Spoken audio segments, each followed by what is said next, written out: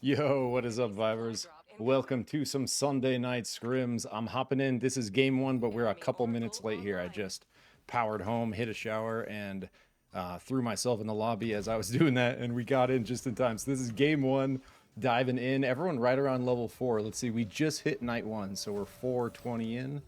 Perfect. And if we look at the map here, we got a lot of action kind of happening around this part of the map. Mana Coils, Prisma, and Heart. Pretty common area for a lot of action. I just panned away from some there. We got Fabled fighting Rift here right off the bat. All level 4 looking pretty even here. Scarb kind of pumping on that gunner. Huge damage on Zakui there. I love seeing a little Huddy back in the mix. We saw improving on Huddy. The only Hudson that was around in Friday night scrims actually didn't do it yesterday. So Rift giving it a try here. Pretty interesting team comp. They try to go over the top on Fabled here. Fabled playing it really well. Scarb was like a little, I think, split to the top there. And Fabled, one of, potentially the scariest teams around at this point because on Friday night, they won 3 out of 6 of the games. W SUPERVIVE for Fabled. So, and that was with a sub. So I think they're going to be, I've been talking about them scaling for the last month or so. It's really coming to fruition here as we see the remnants of that fight. Pod Racing and Toilet did get away for Rift, so hopefully they're going to be able to pull off that res.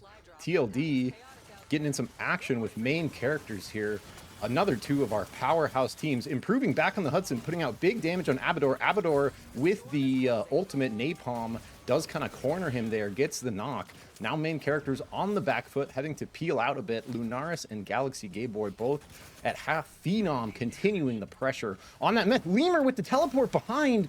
Big Bebo warp power teleport there. This is basically 2-way teleporter, but it's persistent and it lasts this duration of this circle, but you can kind of bounce in and out of it. It acts more like those like portals that like stacks. It's just like on the ground instead of horizontal.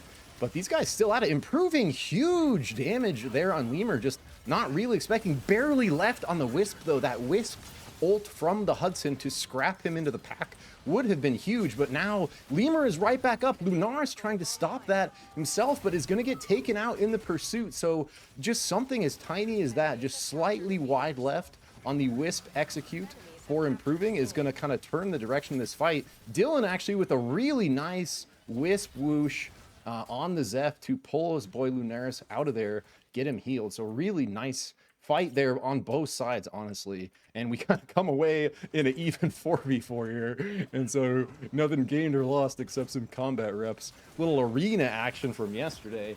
If you weren't around yesterday, yeah, I'm gonna say you missed out at least a little bit, because the arena tournament was hype as hell. It was like so good, and if you didn't catch it, I think someone's going to be posting a video somewhere, but oh, huge damage on improving. TLD pretended like they went away, and then they just come in the back, absolutely delete improving before they know what's going on. But huge turtle from Dylan to pull the improving Wisp. Lemur doesn't want to let it happen. In on the Bishop, huge damage. Paz follows with the shield bump into the wall. Nowhere really to go at this point for main character, so Galaxy Gayboy is going to peel up to the top, and looks like is going to get out at this point. So we have... Let's see. Oh, I think I had my teams mixed up there. I got a little turned around.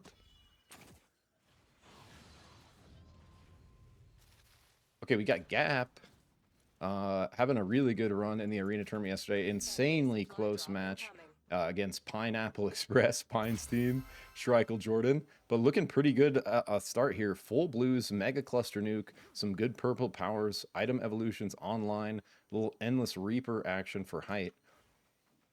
We come over here to the right. It looks like Hogs are going to be getting into some action. Oh, down here. Sorry. It's happening everywhere. Madhouse versus Moonlit Battlegrounds here. Again, like this is actually, if I look at these teams, this is a scary lobby. These are like all of our kind of like top teams. The only one I don't really know super well is Asura here, but I have seen them around. But the rest of these guys, I've been seeing them quite a bit, and a lot of them are... there's been some mix-ups over the new year, but a lot of them have been, scaling really well, kind of just trying to build that synergy between newer players on the team. And Moonlit Battlegrounds, having Schreikel, Jordan, Pine, the kind of, you know, potentially leader of the Pineapple Express team that won the arena tournament yesterday, putting on a really good showing on the Zeph. But normally a Shrike main now showing up on the Myth. So we got pretty scary team comp here actually coming in for Moonlit Battlegrounds. And all these players very scary in their own right. Clap is the only one I don't know super well, but I have seen, I think, like some of his clips on YouTube. So, or I'm not sure where, maybe in Discord. Not sure where I saw him. We got three-way action happening over here. FPS, huge engage onto Hogs, just monster play there by FPS, but it's going to get advantaged by Asura. Like, I don't even think they knew Asura was there. Asura was kind of creeping up on the left. They take, Hogs were looking like they were going to be in a rough spot, but Asura basically saved them there as long as Hogs can get out here. And Asura kind of coming in out of nowhere, getting that full team wipe on FPS. And I finally learned their name. It is 4 power shards. That is FPS. But FPS out at 10th this first game. Gonna be looking for another try next. We're down to 9 squads, and Asura might be close to follow here, as basically what they did to FPS is happening to them. And so looks like just one last hope for Asura in Spicy Marinara. If you were gonna have one person left, Spicy's a pretty good one, because we've seen Spicy get out of some spicy situations, that's for sure. He is very good at escaping on the Celeste and kind of staying in it and making it count for his team. Coming up here, we got big action between main characters and Fabled again. These guys kind of been duking it out since we saw him on the train tracks. Really cool to see Wicca back in here. Wicca, one of the staples that I've seen on Fabled, and rocking the Myth. So we've seen a huge raise in priority on Myth over the last couple weeks, moving from the buffs she got in December into this new patch in January. She's just looking, you know, really strong, and most competitive comps in squads are considering her, if not running her. And I'm, you know, if you know me, I'm a huge Myth fan, so I'm all about it.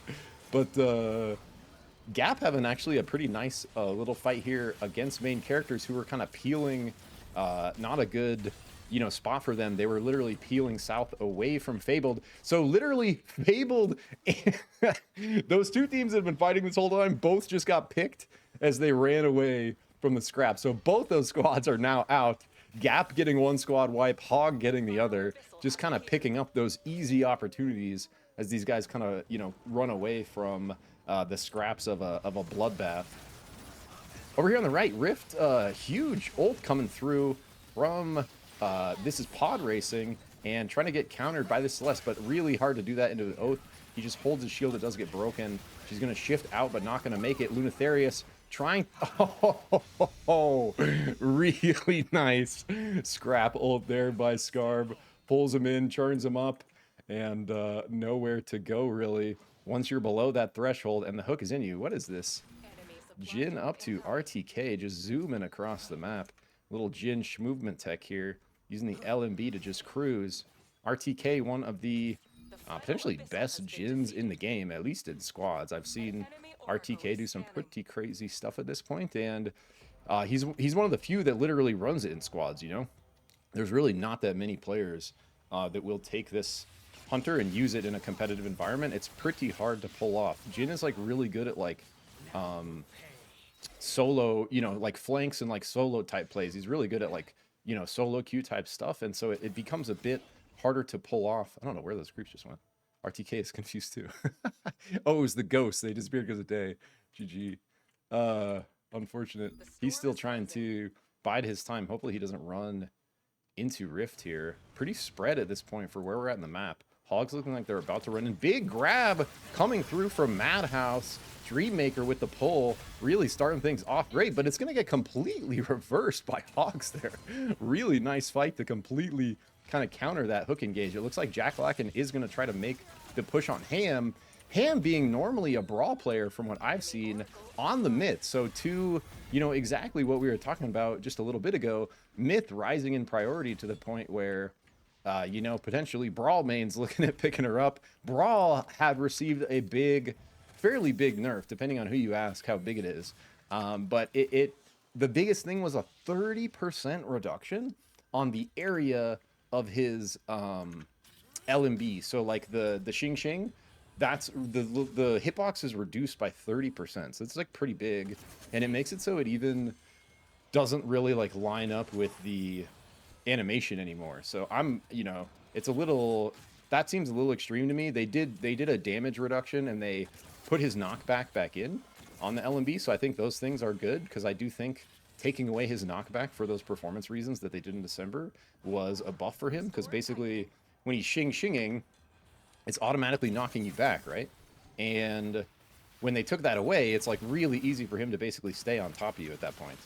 I'm trying to find, it's still RTK did get a res over here, but it's just kind of right in the middle of this madness between TLD and Rift. And so TLD getting some picks, Parya and Toilet away to the north. TLD may be coming out with a bit of, vengeance today after the arena tournament yesterday. They had a really strong showing, kind of just ran the winner's bracket the whole time. And then, RTK getting a nice little potentially dunk there on someone just out of my vision range. Gap on the hunt as normal. 3 super fast kills onto Rift. So they must have just caught Rift coming down out of the storm there. Someone had a monster play. Sorry I missed that, guys. But big damage coming out. Dude, there's just so much happening. Just squads getting eliminated left and right. I literally can't keep up. It's pretty hard to drive and cast at the same time. I do my very best here, guys. We got RTK going for the res. He is going to get pushed. Nice play by RTK there. Just punishes Jack Lacken for pushing solo. The rest of the Hogs want to avenge their homie. They are going to follow up. RTK, nice clone away. Krillo not done. Ooh, Krillo on Hogs. Very interesting here. That's cool to see. I really have been enjoying watching Krillo play. And Hogs going for a little sub action, trying him out. I like it. And I think Stevenator was out for a little break. I believe he had some family stuff going on. But I think I glimpsed him in the lobby. He might be subbing for someone else at this point. But yeah, I know hopefully all is good with Steve. Steve, one of my favorite players to watch. Awesome Kingpin and really good content creator as well for SUPERVIVE. So hopefully all is good with him and he'll be, back in the mix, back in the action soon here. So coming down to it, 16 minutes left. We got 4 squads, 14 players. So not everyone full here. It's still our boys from Asura just rocking their 2. RTK may be finally going to get this res after trying a bunch of times. Right as I pan away, sorry, TLD getting an engage onto Gap. Height grabbing that most wanted. It looks like they did take out Nidhogg there on the myth. And so probably got that frog jump. Still looking pretty strong for Gap as far as like total power. As long as they can get this crown out on height, I think they're going to be just fine. I'm curious if Hogs... Oh, train. Curious if Hogs look to pushes, but Asura back. And Asura had that nice flank onto FPS earlier, just like this, where they came from the south while they were engaged in another team. Full wiped them, and then it almost had to do Asura. So, maybe learning from that mistake again, not going to over push this. Krillo looking for the grab. Spicy anticipating it. The little trade there insta cancels the ult because he thinks he's actually going to get hooked. So you do what you got to do sometimes. Big push. This is what I was saying. TLD's maybe a little pissed because they were kind of dominating the winner's bracket. Holy crap, Gap, let's go. Height, monster play. Brings them all back. Huge crown. Rin, Nidhogg as well. Monster play by Gap with Shrapnel Soul to just completely turn around that 4v3 on TLD, off the TLD engage. Asura doing what they do best, though. Another flank from the south opportunity. They get one, gonna look like maybe 2 picks if they can get Nidhogg here. Hogs looking for the same thing on the top.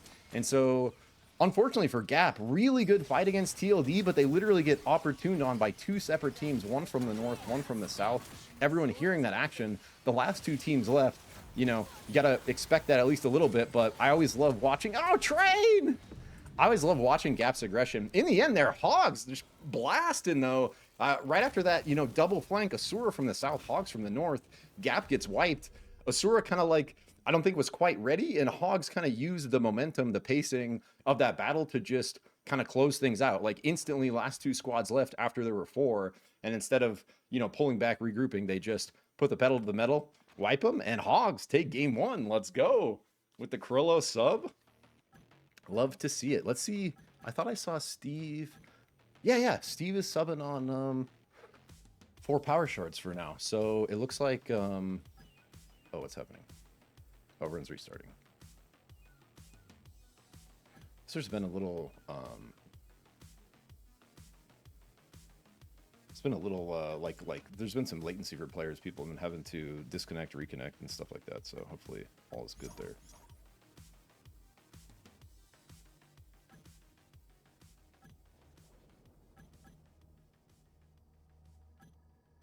I'm gonna get some water because I didn't get a chance. I'll be right back.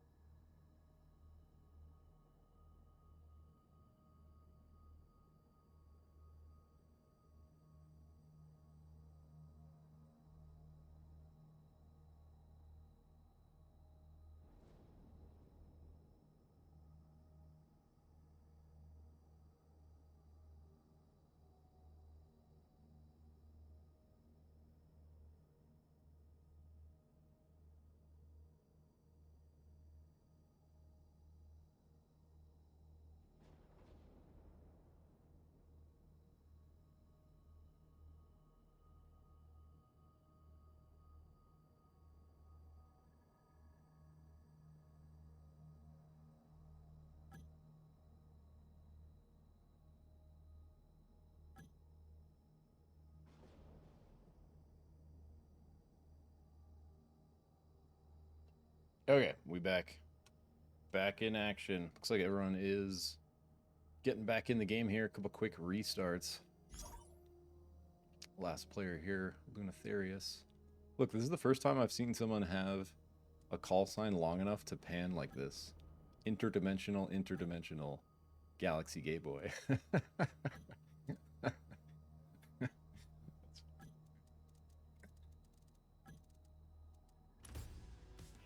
Choose wisely. Dude, should we spectate as Bebo for a game? Let's do it. Bebo! You are the drop leader. I wish I haven't gotten. I've been so busy. I've not gotten nearly enough time to play as I've been wanting to. So hopefully, I'm gonna try to get a good session tonight after this. But I need to be training my Bebo.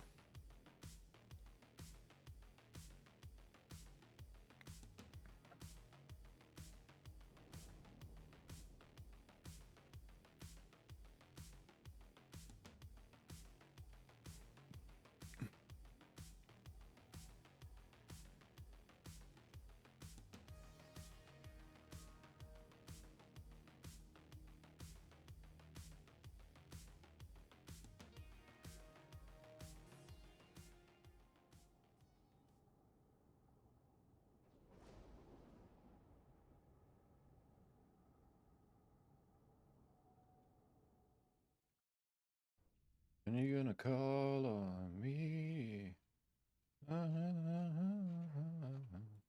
All right, little intro here because we missed it game one. We got 10 of our top teams in North America duking it out. Sunday night Scrims. We got Go Hogs, Moonlit Battlegrounds, 4 Power Shards, Rift Walkers, main characters, Asura, The Last Door, Gap, all players, Fabled, and Madhouse hitting the breach today. Looking like a two-way split between Gold Armor, 2 in Gridlock, 2 in Scavenger Bay.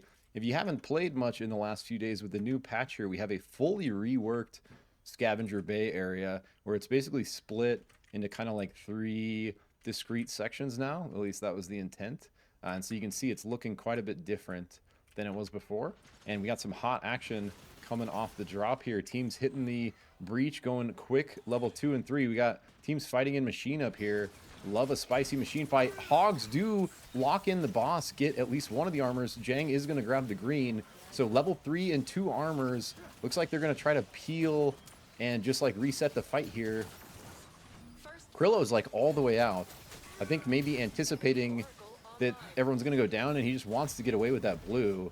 Jang looking for the phase walk. Not going to be able to get it through this gap. I think he got pulled back on whatever this little thing is before he could get all the way through. But all good. Krillo does escape to the top right, kind of seeing the writing on the wall a little bit. And it's always an interesting decision there. It's like, you know, do we turn and fight? We do have advantage all of a sudden, or do we like get our armor out and try to just peel and get everyone back from Resurgence? And so Go Hogs choose the second. It's going to work out just fine for them. TLD coming into some early conflict. Huge punch by Lemur. Monster. 1 into 2. 3 stuns. And off the back of that, the rest of TLD follow up. They knock Shrike Jordan. They knock Clap. Unseen Jaguar are going to get picked as well. So just 1 left.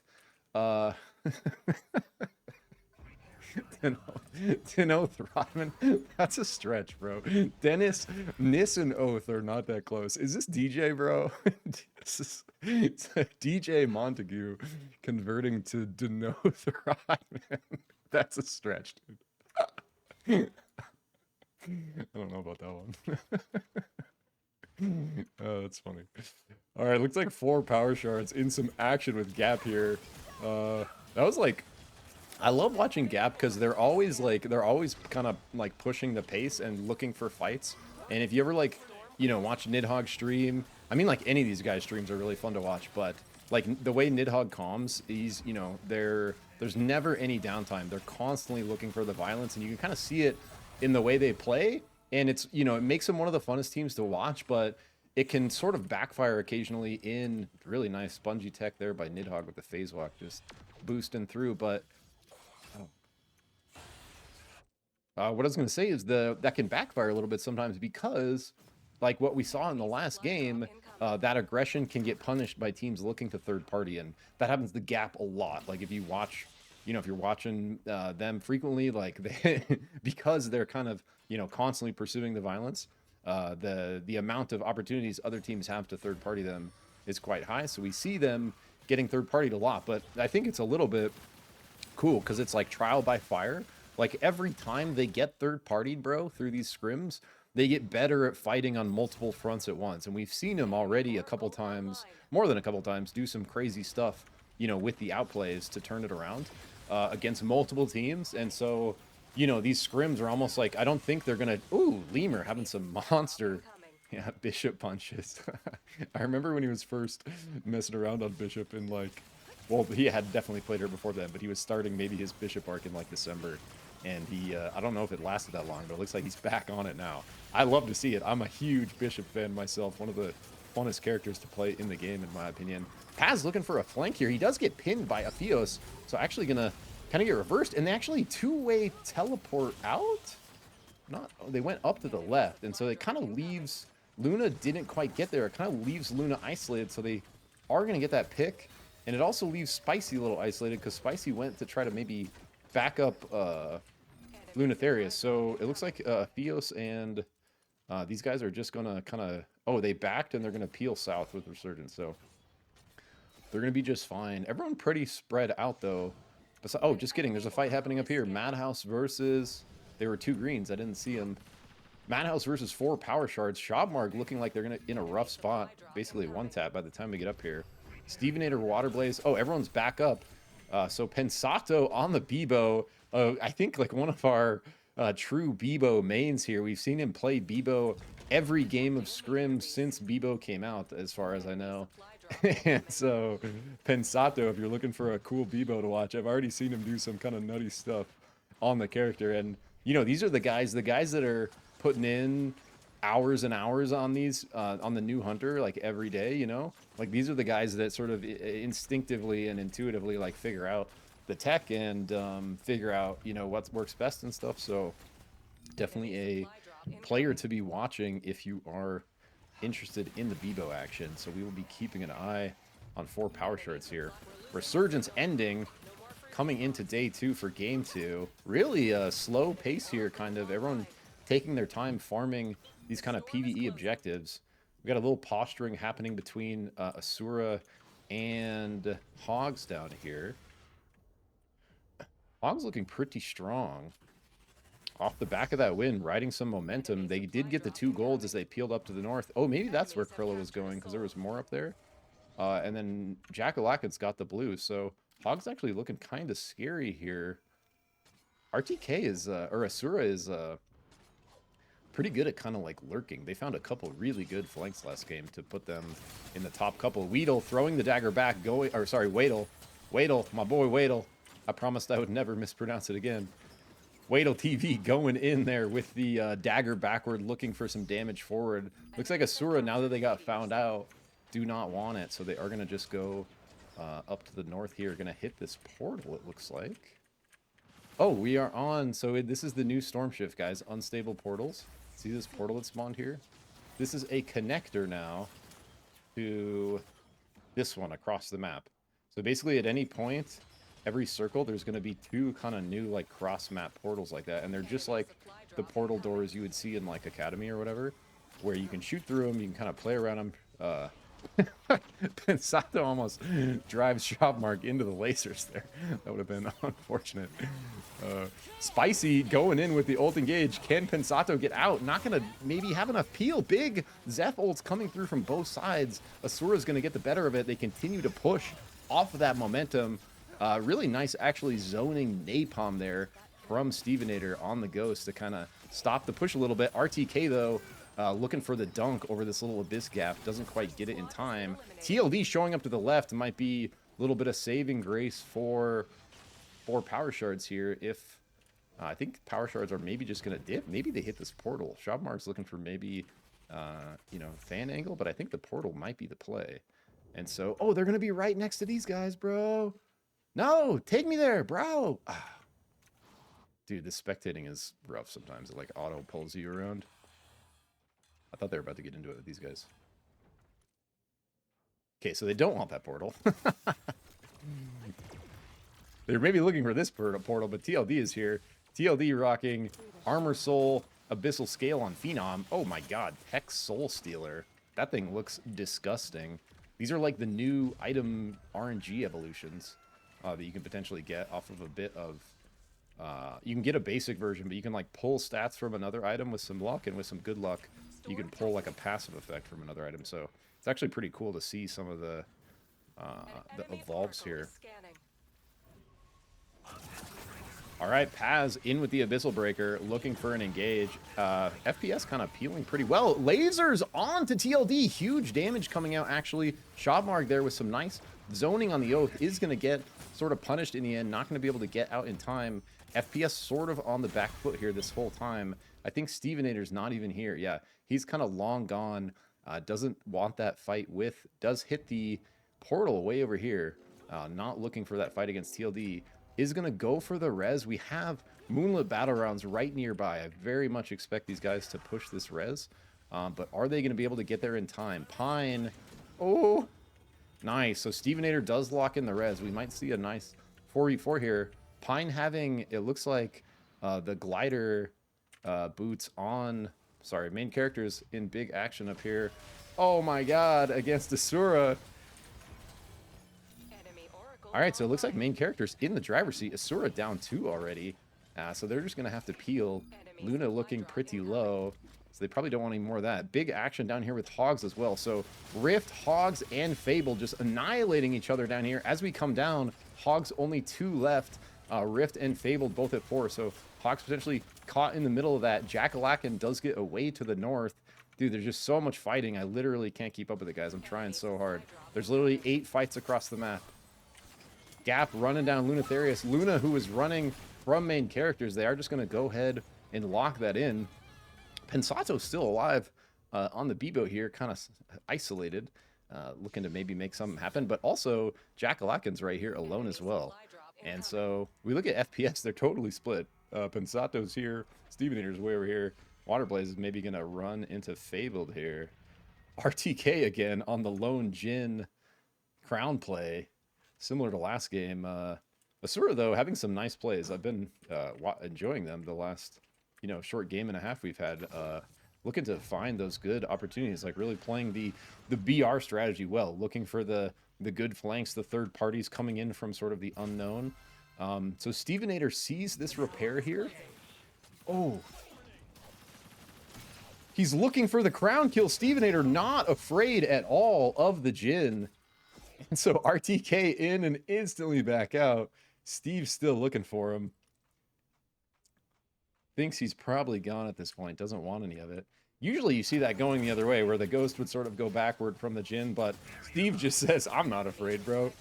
I'm just going to go forward. I'm going to blast him. I got a big laser. And kind of scares RTK off. RTK now on the run from multiple teams. Abador looking to maybe push, but he kind of abandons his team looking for that against main characters. So main characters, I don't know why pod racing is in the middle of this, but one player from Rift down in the middle of this team fight. But Abador does get back to his squad, so now we got a fairly even looking 4v4 between TLD and main characters. They do see Steve below them with the crown as well. But Damage Soul on TLD with some of these evolves looking very scary here. TLD sees the crown, they go, yo, we got numbers advantage on FPS. Let's just go south. We don't want to be the meat here. Let's not get like a split fight with these other guys on the north. Again, Steve kind of just baiting, seeing the writing on the wall. Bales takes the portal across, is actually going to be in a pretty good spot over here besides that fire. Main character is going to run right back into TLD as they come down here. They are going to finish off Waterblaze. Big Abyssal Breakers through on both sides. Ult's getting traded like crazy. Huge damage out onto Abador. He's going to get pulled back by the Scrapper. He does. So 2 picks for main characters there. TLD on the back foot. Lunaris finishing Paz. Phenom, the last player left for TLD, expecting, that they will chase. And so he grabs an early bush, thinking they probably won't expect him to hide this close. It's looking like it probably is going to work out for him. Pretty nice jukes here by Phenom on the Myth. I really like seeing Phenom back on the Myth. Yesterday we saw him on the Fox and someone else on the Myth, but Myth is, one of his best. He's also really good at Firefox, don't get me wrong. But Myth being one of his best characters, I really like seeing him. And that Scarb, really nice push here by Moonlit Battleground. Scarb going monster on Unseen Jaguar there. The Hudson versus Felix damage. Huddy wins that. And the rest of Moonlit Battlegrounds, though, is still around. Dude, going off on the Hudson. Scarb just pumping so much damage. Like, no one can really face check him. And so, despite being down numbers after getting pushed there, Rift is just going to be able to, stay right nearby, cap this fire repair. They're going to be just fine, even with one member down. Scarb absolutely pumping. Pod Racing is actually back at this point. Really nice kind of res off to the right there by Toilet. So certainly still in it. Main characters continuing their trek south, now running into Gap, and now TLD is back to the north of them, so not a good spot for MC here. It's going to be a rough fight, but they are crushing, bro. TLD kind of running into these 2 bosses and main characters taking advantage, but FPS is going to look to do the same to them, but improving. We're seeing these Hudsons, bro, hold ground so well. They can't push through this barbed wire with Improving's minigun here, so the couple Hudsons we're seeing are actually doing work.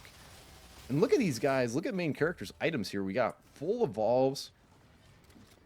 And we got Fate Rewinder. We got Magnetic Vacuum. Some really good powers here.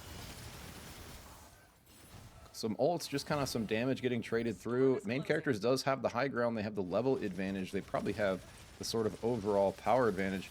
FPS now back in the action. They were able to pull off that res. So 4 members coming together, looking to get into this party. Asura, though, kind of doing what they do best, looking for this flank on this fight. They're going to hold, kind of ledge guard this track here, see if any teams that get forced out of these fights are going to be right into it. But they're holding FPS in this sandwich position. They know these other squads are to the top right.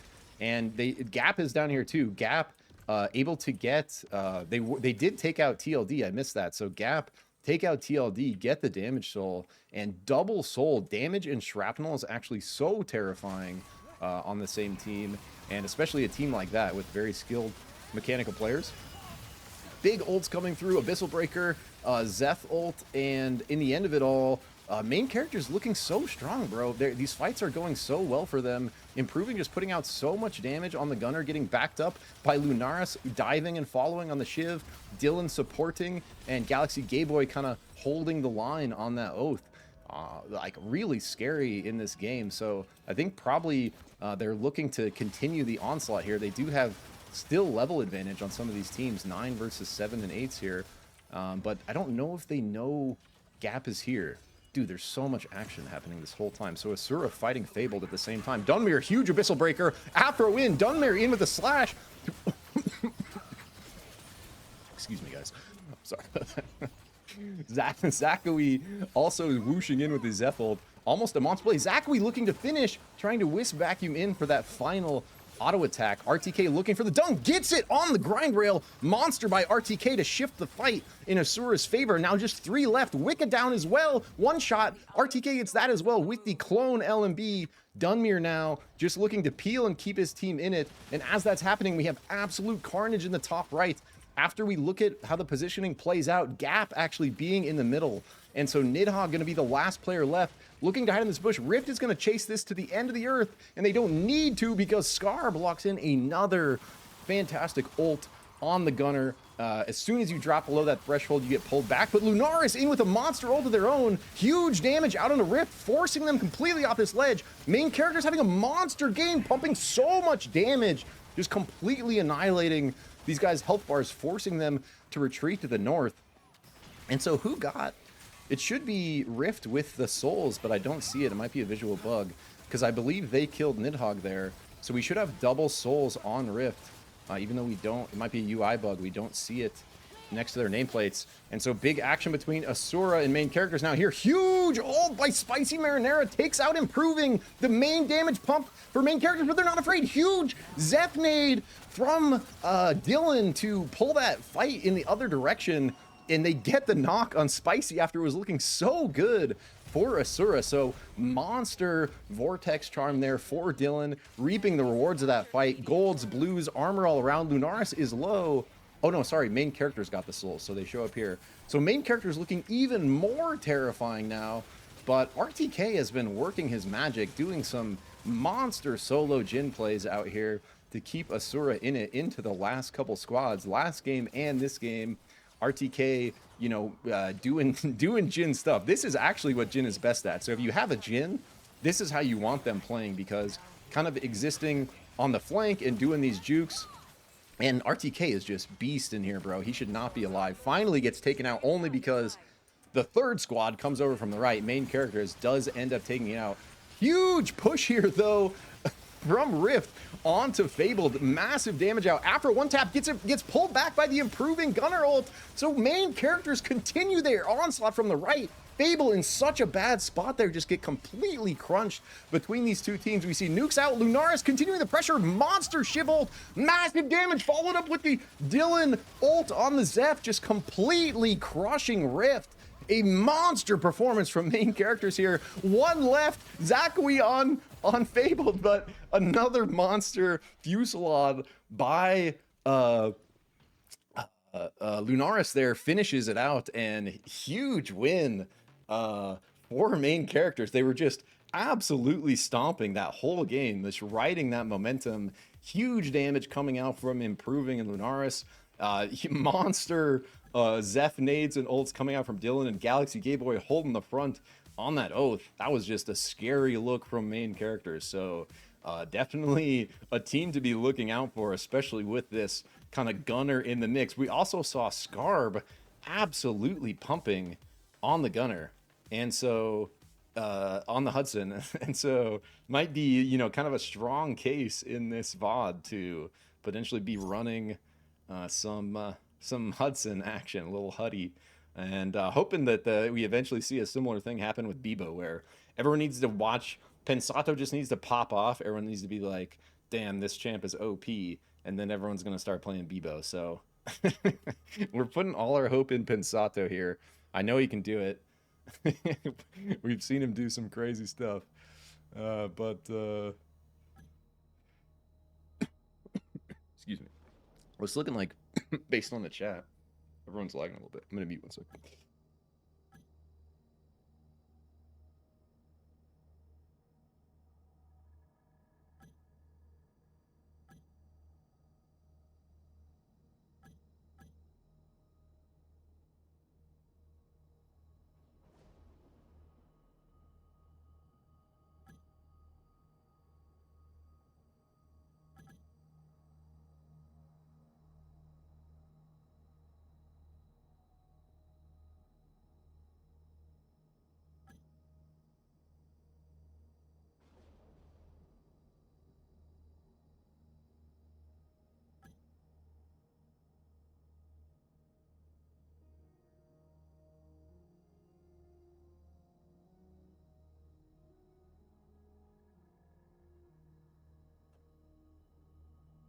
I have a little bit of my whole life I've had a little bit of like sports asthma, where if I do any sort of cardio, I'll have some coughing afterward, but kind of goes away in a couple hours. But yeah, that's why I'm kind of coughing a little bit. Sorry. I like sprinted here from the gym.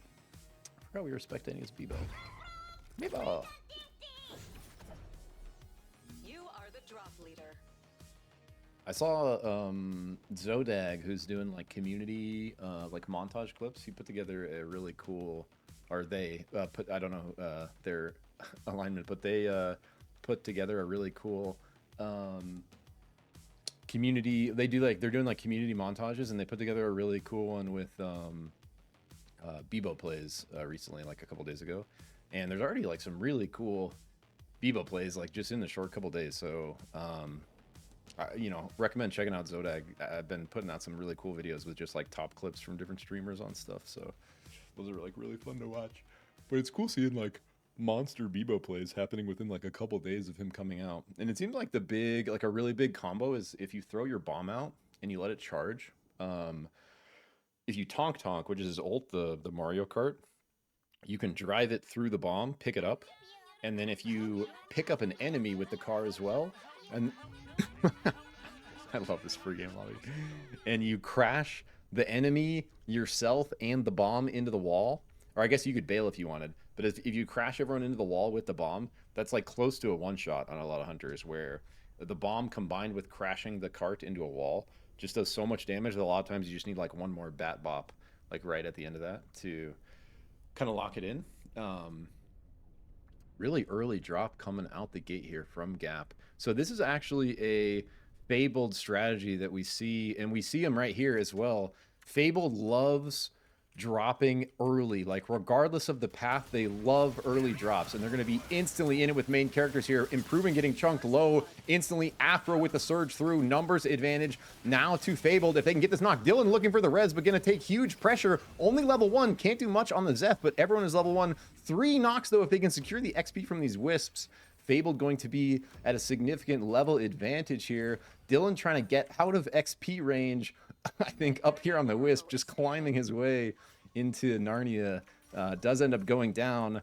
And Lunaris, last one left, our winners of last game, looking absolutely dominant, is going to be able to... Moonlit Battlegrounds having some monster kills as well. We got kills across the map, just violence happening everywhere. Really close fight, it's looking like, up here in stacks between Rift and Moonlit Battlegrounds. Clap, basically one tap Rift, or Parya, huge dodge on that surge. Unseen Jaguar does not get the reset, doesn't get the damage through, so really nice sidestep there. 2 seconds left for both teams on their resurgence res, and so teammates coming back in. I think we're going to continue seeing fights here, although Rift, Toilet did peel south. It looks like the rest of them are going to follow, so they're going to call it off, go to Gridlock, and be just fine. We see main characters who retreated out of that early fight with Fabled over to the right here. And Fabled looking to maybe get a little vision through Zakui. Zakui already being 4, letting his team farm that stuff while he gets train fire. trying to accomplish multiple things at once. He's going to run right into Rin. They're going to get some intel. Rin looking for that grenade timing on the train. I think if that was a bullet train, that nade probably hits, and we did have bullet trains last game, I think. So maybe remembering the speed of the bullet train, not the normal train there. Oh, so now the rest of Fabled recalls this fire after being way down in Catacombs. So really nice start here from Fabled. I think of our teams, they got the 2 golds. They got Abyssal, Scale, monster start for Fabled. I think of our teams that we see scrimming consistently, Fabled is one of the best at their early dropping strategy. I almost always see Fabled coming away from early game with a significant sort of power advantage. And that's because, from what I can tell, one of their kind of like core strategies is basically, oh, and they're going to run right into these guys on the train.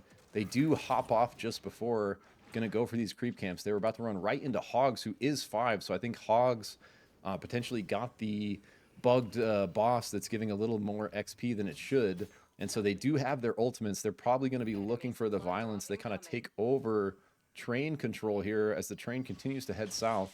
Train bonfire is like one of the best bonfires to have because of its literal moving vision. It's actually so clutch to have. Like right now, Stevenator, all of Hogs just got full vision from the fire passing Asura, right? So now they know Asura's here. Like if you're paying attention to the vision on your fire, you can get a lot of intel as it sort of travels across the map. And then on top of all that, you can also recall and kind of get to many different places on the map from the train fire. So one of my, personal favorites, and I think Magical, we know Magical loves the train. I think Magical was the one that kind of pointed that out to me very early on. And so big train fans ourselves. He's got the whistle. Probably the biggest train fan out here. Gotta love it. It's a pretty split start though. We saw big violence at the beginning, but kind of everyone peeling with the resurgence, getting everyone back, and now kind of split. Everyone PvEing, playing these early game strategies, trying to build up their momentum coming into day 2 when resurgence ends. And we've kind of seen a similar trend play out as these teams have been getting used to, like, more used to playing with resurgence, where, oh, huge scale there. Monster 3-man stun, but the rest of TLD is not there to follow up.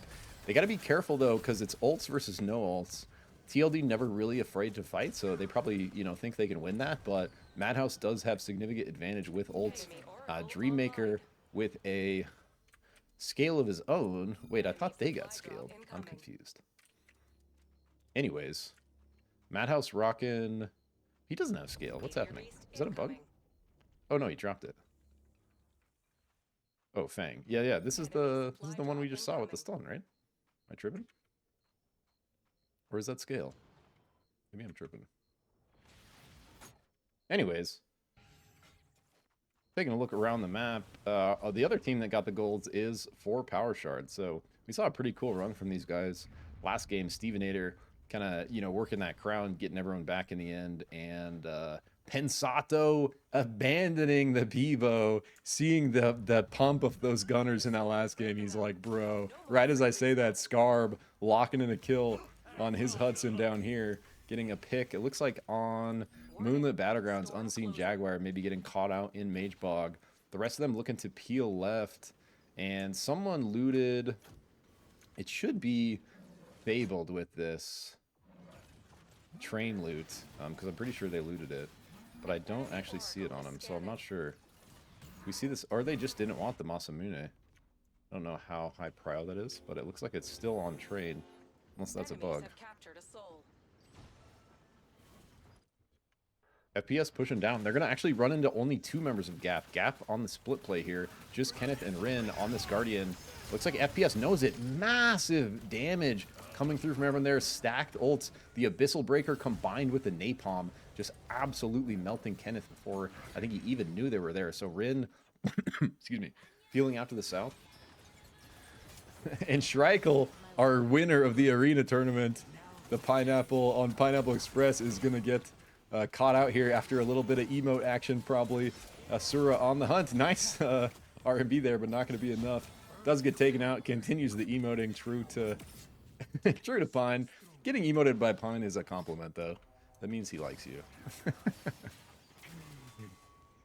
So Lunaris looking to maybe stop the train res, isn't going to be able to get up there in time. Was alone, so it would have been pretty monster play to pull off. But look, we got 3 fights across the map. We got these guys posturing. We got Gap in it with TLD here, posturing as well. Rin, wait, what's happening?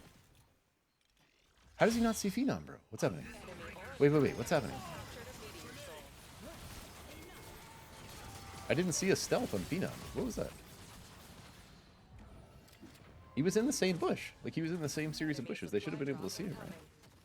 That's weird.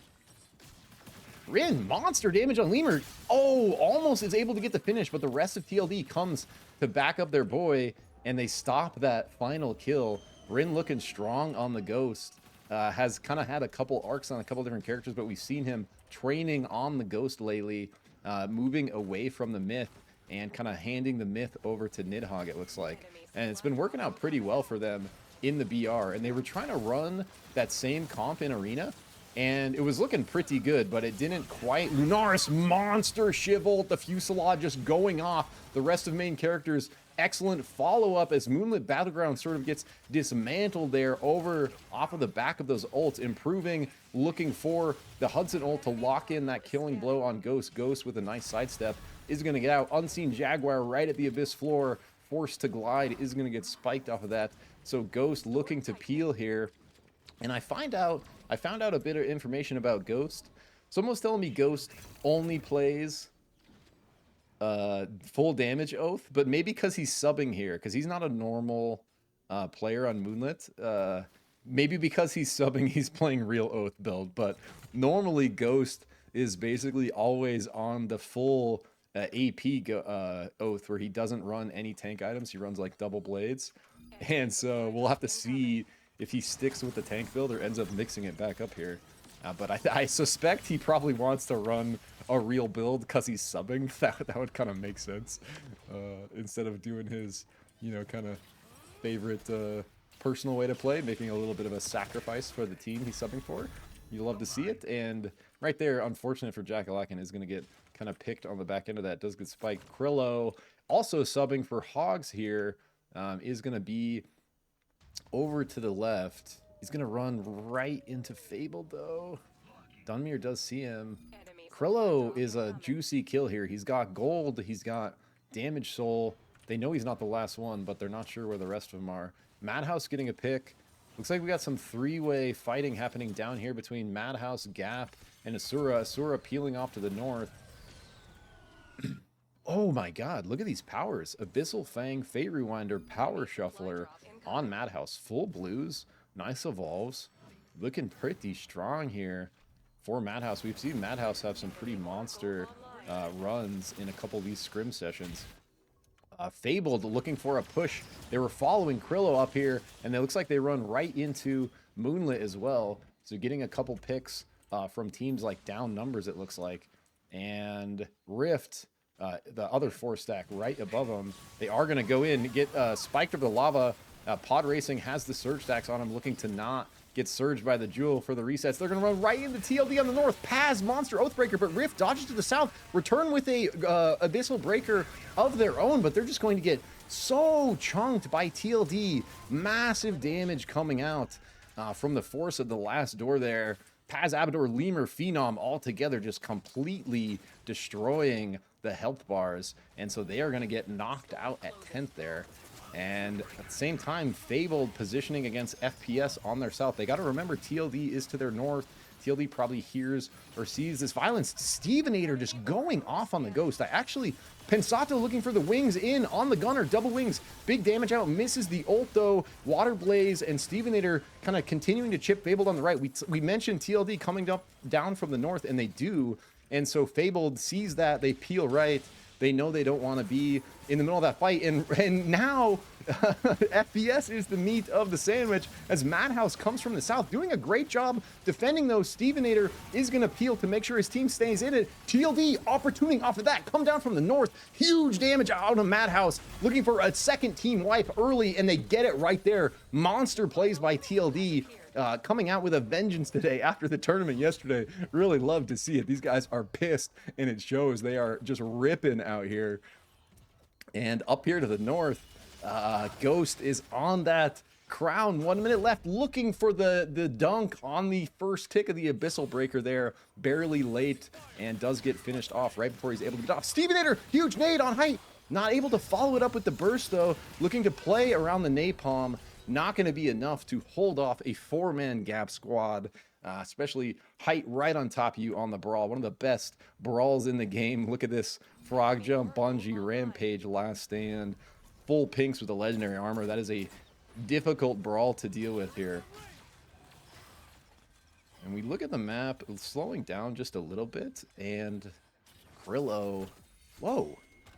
Nidhogg just with the 300 IQ vision there. Somehow knew Krillo was just in that bush. Oh, Krillo with the slam! Oh, just barely not able to get off the dunk in time off of the primal slam. So Nidhogg does live that. Valiant effort there by Krillo. Nice find out though by Nidhogg to rain that bush. Kind of knew he was in there. Had the intel. Asura getting pushed from the bottom. Fabled. Afro pumping big damage on the Jewel. Zakui getting chipped a little bit. They're going to have to peel right. Zakui emergency platforms and Afro goes to it. They're going to go off to the right, kind of regroup with Dunmere here. Gap now kind of in the middle with TLD pushing on their left. We got classic Armor Soul versus Damage Soul. You know, we looked at Gap's gear. Look at these evolves, looking very strong already. But if we look at TLD, kind of same story, even more a little bit, bro. Some terrifying evolves and powers over here. Mana Overdrive, Tech Soul Stealer. And so TLD continuing to look scary. Fabled, though, Asura doing what they do best, kind of finding Fabled with the 3-man kind of on the retreat and taking advantage. I've been really liking Asura's play here. They are a constant threat to all these kind of top squads, making a name for themselves. You know, constantly just kind of finding these flanks, getting these really good picks. RTK, an absolute menace on the Jhin, a couple times keeping his team in it all the way to the very end. You know, scaling that placement score if you're trying to, you know, win the day on the final scoring here. Zakui looking to do the same himself on the bush play, trying to keep Fabled in it here. You know, just waiting for a good option. You have no good options for res. This one's across the map. It's got to repair this one. Knows all the squads are right in between him and the crown, you know, him and that res. He sees this other crown over here, so he's just going to wait. He's going to wait for this storm shift. He's going to see if another crown pops. And we do have one down here to the left. But hopefully he does not get, that bush does not get face checked. RTK is going to go right in it, bro. Oh, TLD, though. We didn't even see him come from the south of the screen. And that nuke. Oh, monster zoning there. TLD just, like, I'm pissed, bro. They are pissed. They're just going at it. They're just killing everyone. They don't care. So they're going to get a couple picks from Asura.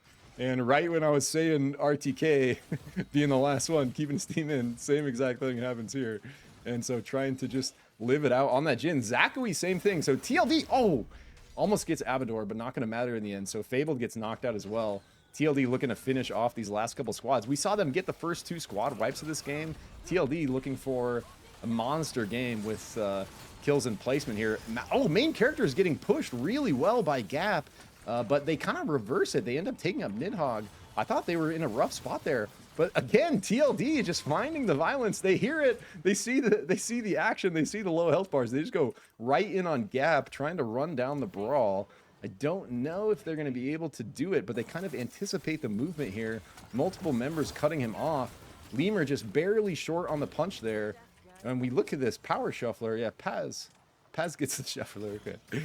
Power shuffler did lose a bit of priority. Just because they removed the ability to shuffle into Replicator. And a lot of players were just literally shuffling into Replicator. Like, that's how they were using Power Shuffler. They were grabbing it, and they were shuffling powers until they got Replicator. And then they were using Replicator to, you know, replicate all their other exotics and stuff. And we can see, even without Shuffler, TLD just absolutely going off. Huge engage there by Lemur, putting huge pressure on the main characters. Dylan is down. Improving is down. Just 2 left. Dylan does have the self-res. Lemur sees it, punches him into the storm immediately. He whooshes out, but it's not going to be in time. Dylan knocked down almost instantly again. So Galaxy, Gayboy, and Lunaris looking to peel to the south. They have Crown, but Height sees him, a Crown of his own, looking for the kill. Lunaris, huge ult though. Oh my god, Height, monster play by Height, brings all of Gap back, locks in that killing blow, and so Damage Soul, Gap, 3 players back in it. Abador looking for the entry, but just gets insta-CC'd and deleted, so now with 3v3, TLD over the top, looking like monsters though, just absolutely deleting Gap. Just no stop from TLD that whole game. Just violence, violence, violence, squad wipe after squad wipe, and they come away with a huge W. SUPERVIVE. That's going to be a massive scoring game for them based on the amount of kills and the first place. So I legitimately think these guys are angry. I'm not kidding. After yesterday, I think they're a bit angry.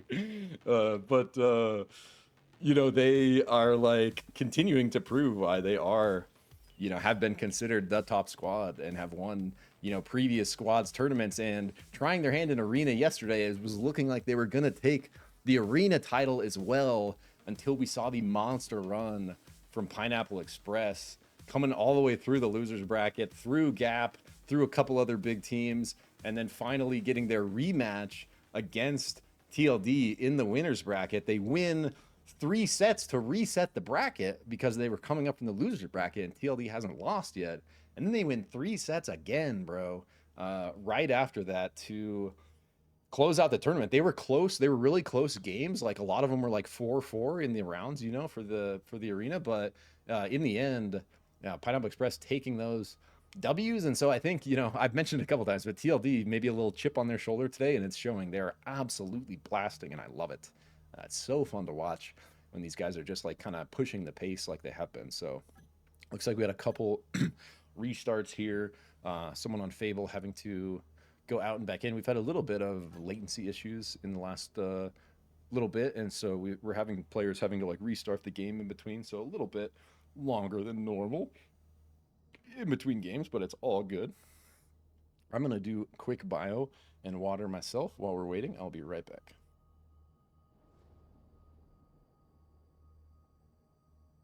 Forgot to take my headphones out. I almost just ate it.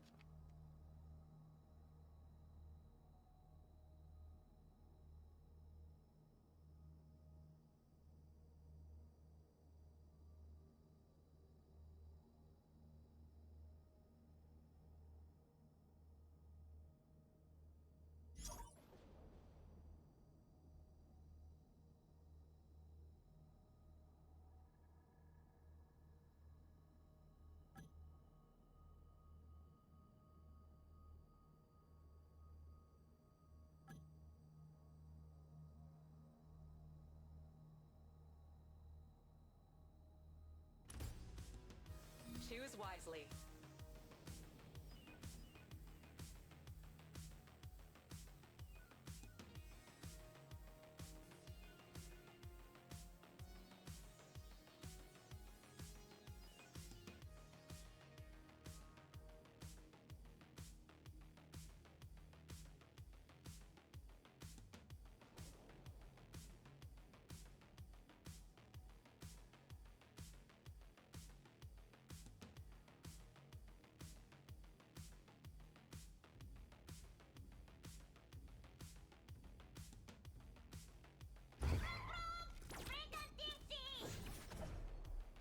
You are the drop leader.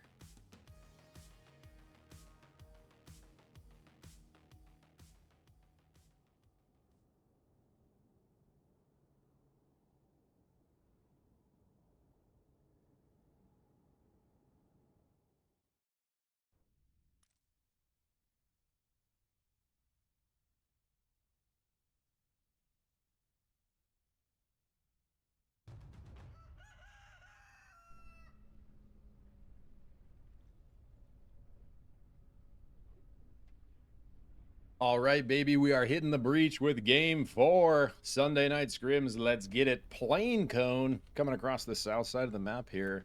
Looking like all the gold's going to be right in the middle of the flight path at grind. So we're probably going to see a bit of a bloodbath here. I don't know why it's showing TLD are dropping here already. Oh, they're doing, it's the storm shift, so final destination. So we are actually going to get an ending in Entrine. That's actually cool. They show me that on the map. Oh, Monster drop in Gridlock. 3 teams down in Gridlock. It looks like main character is looking for the Academy play, going instantly up the stacks.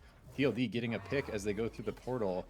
Not sure if they're going to pursue or not. We see a bunch of violence over here like we were expecting around the gold. Oh, they're fighting over. So this is the boss this is the new like day 1 boss, but it's a little bugged where it gives a little too much XP. So whoever gets this killing blow goes instant 5. And it looks like Madhouse is going to lock that in. Hogs kind of see the writing on the wall, all still level 1, didn't even get their first camp. So they're going to have to peel, get that back. We got Gap pushing north. So we saw all these teams start gridlock. Rin just on his own up here trying to solo these low players from TLD, giving them absolutely nothing, trying to put them at a huge disadvantage off the start here. The rest of Gap just farming gridlock. So I really like this. Abador takes the anywhere but here completely out of there. It sent him all the way down to Skyrat's run, bro. So he's way split off. We can go down there though because FPS and Asura are in it, 1 for each. So we're looking at a 3v3 as we come down here. Spicy is low, Afios is low, 1 shot for both. Pensato back on the Shiv, bro. This is the very first Hunter I saw Pensato play. He is pretty dirty on the Shiv, so watch out for some nice. And Stevenator back on the Kingpin, bro. So FPS is going to be looking scary this game. These are 2 of these guys' big comfort picks. Stevenator, one of the best Kingpins I've ever watched. Seen him literally get like 10 for 10 hooks in like a Scrims battle royale. It's absolute madness how good he is at hitting the Kingpin hook. It looks like Madhouse just won their own fight against Hogs. Hogs been on the back foot the entire game after losing that level 5 creep there. So they're looking to just kind of regroup, gather themselves back up. If we go back to Gap, Rin looks like he came back south, regrouped with the team after putting that extra pressure on TLD. Main characters was north of TLD that whole time, and they are going to kind of win the battle, it looks like, for Academy, looting those books, hopefully getting the yearbook, unless someone ninja the yearbook on their way through. So I clicked TLD, and it brought me all the way down. I don't know how Phenom got down here too, bro. I'm actually not sure about that. But 2 of them down here, the other 2 up in Frag Isle. So huge split for TLD, but they're totally comfortable playing even solo. I think FPS for Power Shards, hearing them on that vault, going to come over and look to stop it and get it for themselves. So just looking for some vision. Madhouse with a pick. Where they at? Where they at? Where that? Where that? Nope. Nope. Sorry, guys. Madhouse double pick on Asura. Asura a little bit on the run again. Luna peeling left. RTK way out of there to the north. So really good at kind of keeping his team in it. They're going to be just fine. Get that Resurgence Res through. Even if Madhouse gets this pick onto Lunatherius. Madhouse, strong start. They come away with all 4 golds at the end of that and a replicator. So they possibly got 2 golds and then replicated them or something like that. But really strong start regardless with Masamune on Ham. So Madhouse going to be looking scary this game. Have to keep an eye on them. Coming back to this heated action we've had top right of the map between main characters Gap and TLD. It looks like they are going to kind of split up a bit. Gap does get kind of position priority, getting this fire, cracking that vault, coming through Mage Bog, but it looks like main character is going to be just fine going south.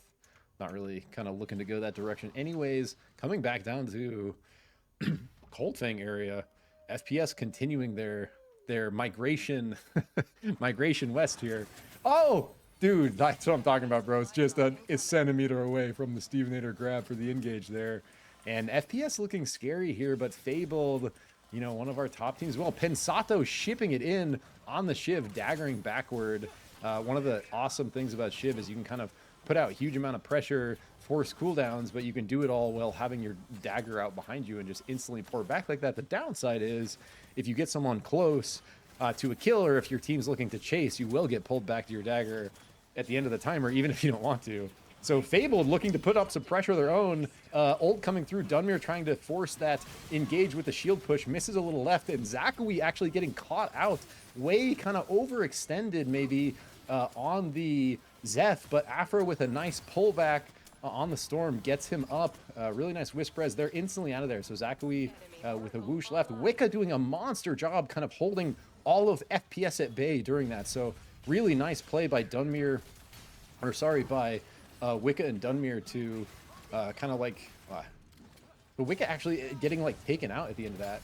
So advantage to FPS here. They're going to actually like start the assault, and Fabled now is going to be the ones that have to peel out. We've seen so many close like back and forth here. In the end, like Fable gonna get the full knock, no res possible now. So, or sorry, FPS gonna get the full knock, and Shotmarg, oath the oath, violence chasing down Dunmere, and we have a couple ults now. I don't think I've seen them come out, so will they use it in the chase against Dun? And we have no more resurgence, so permanent kills here. Teammates gonna have to look for reses and limited quantity of those. Dunmere not the easiest person to catch though. An extremely good player in his own right, and has been training this oath for like months now. He's getting really strong on this oath. I've seen Don have some monster plays, and I think kind of like the, you know, a little bit like the de facto leader of Fabled, and is going to get taken out on the spike there, heading toward the Abyss floor, forced to glide. But he's going to be just fine, has teammates looking for the res. We see Madhouse riding their kind of replicator power curve here, forcing fights, pushing right into Hogs. Weedle looking for the big ult, but gets kind of knocked back and like canceled. You see, he's like, what? Doesn't like the knockback. Was about to be a monster ult probably.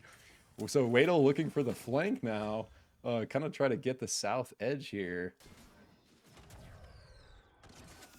He does have that robber. I wonder if he's used it yet or if he's looking for a robber on Madhouse, because it looks like they got some juicy stuff. Monster nade by Rin into the napalm. Huge damage coming through from Gap. Rin just monster nade napalm there. Hog almost get 2 instantly deleted. They're going to peel bottom right. Madhouse, though, I think maybe see Gap and a little nervous to... Oh, Dreammaker barely wide on the hook, forcing multiple dashes out to dodge it. But I think they're a little nervous taking on Gap with Hog still nearby.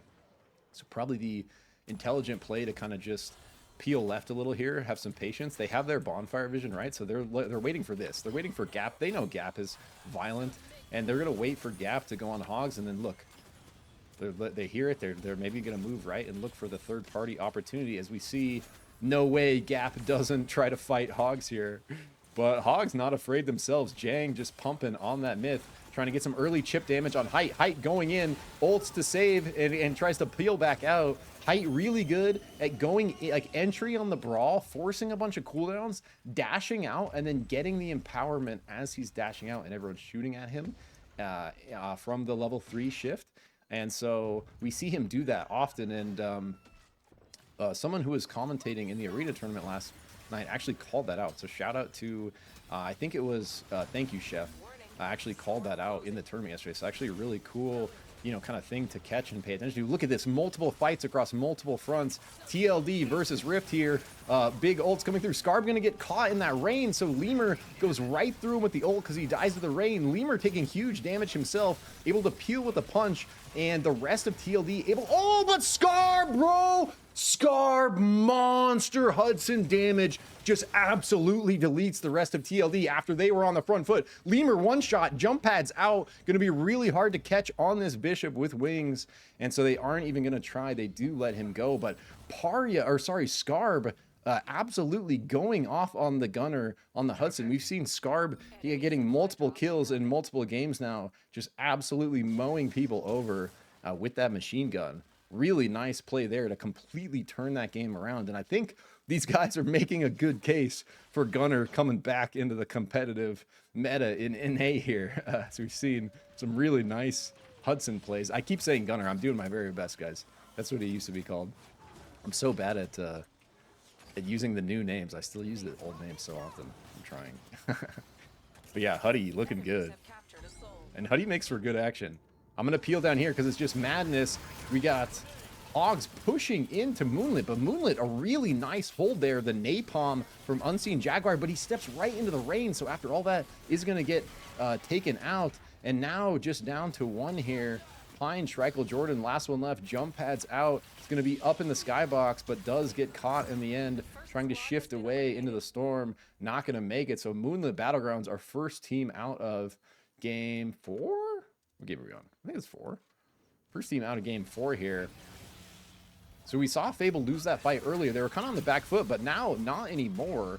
Looking like they have advantage in this fight against 4 Power Shards. 4 Power Shards on the run, gonna run right into Asura. Asura doing what they do best, finding these perfect flanks. Shrapnel Soul and low health bars on both sides. Going to maybe look for it, but I think now they see they are going to get one, but they see the fully recovered Fabled here, so we might have a nice 4v4 fight with Shrapnel. So I think RTK want to look for this. Look, double tech Soul Stealer. That's interesting. I wonder if they got a replicator of their own, but popping up on our map, we got a bunch of action down here over. Everyone's kind of like converging as the circle comes in, but we see main characters pushing up into a Madhouse gap, and we still have this violence happening between 4 Power Shards and Fabled. Pensato doing the Shiv magic, trying to make a 1v3 happen, is barely going to get out there. Oh, does get the knock. Oh, Pensato with the double knock on Fabled as he goes down, puts them in the worst position against Asura. Gonna cause a full team wipe for Fabled unless Dunmere can get out. Dunmere trying to make a miracle happen but can't in the end. So Pensato double knock on a Fabled sets up a perfect opportunity for Asura to lock in the squad wipe. And so nice 5th player there for Asura. Pensato just being dirty on that Shiv. And really nice turn shot. It was like a knock. He like knocked one and spiked the other or something. Really cool to see there. Oh, RTK disconnects, bro. That's tragic. Luna looking for... Oh, that was his clone maybe. I'm tripping. Sorry, guys. He's shitting. We're good. I thought he DC'd right there.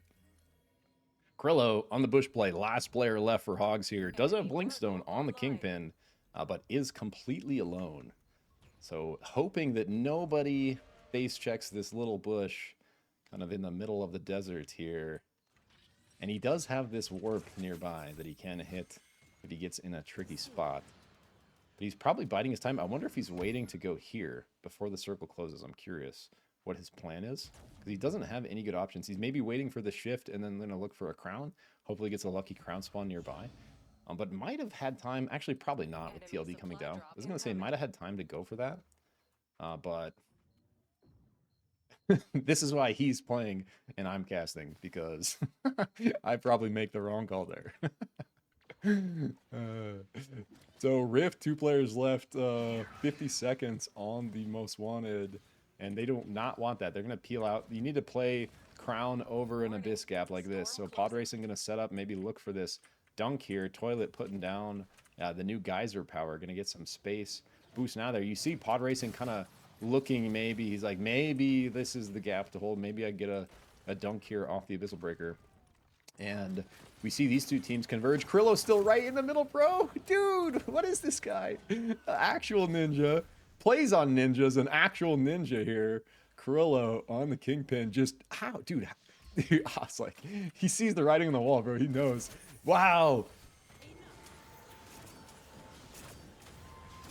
Krillo with the jukes, bro. Looking strong. Phenom over pushing, gonna run right into main characters there. Getting a little thirsty for that. He's gonna be just fine. Gets back to his team.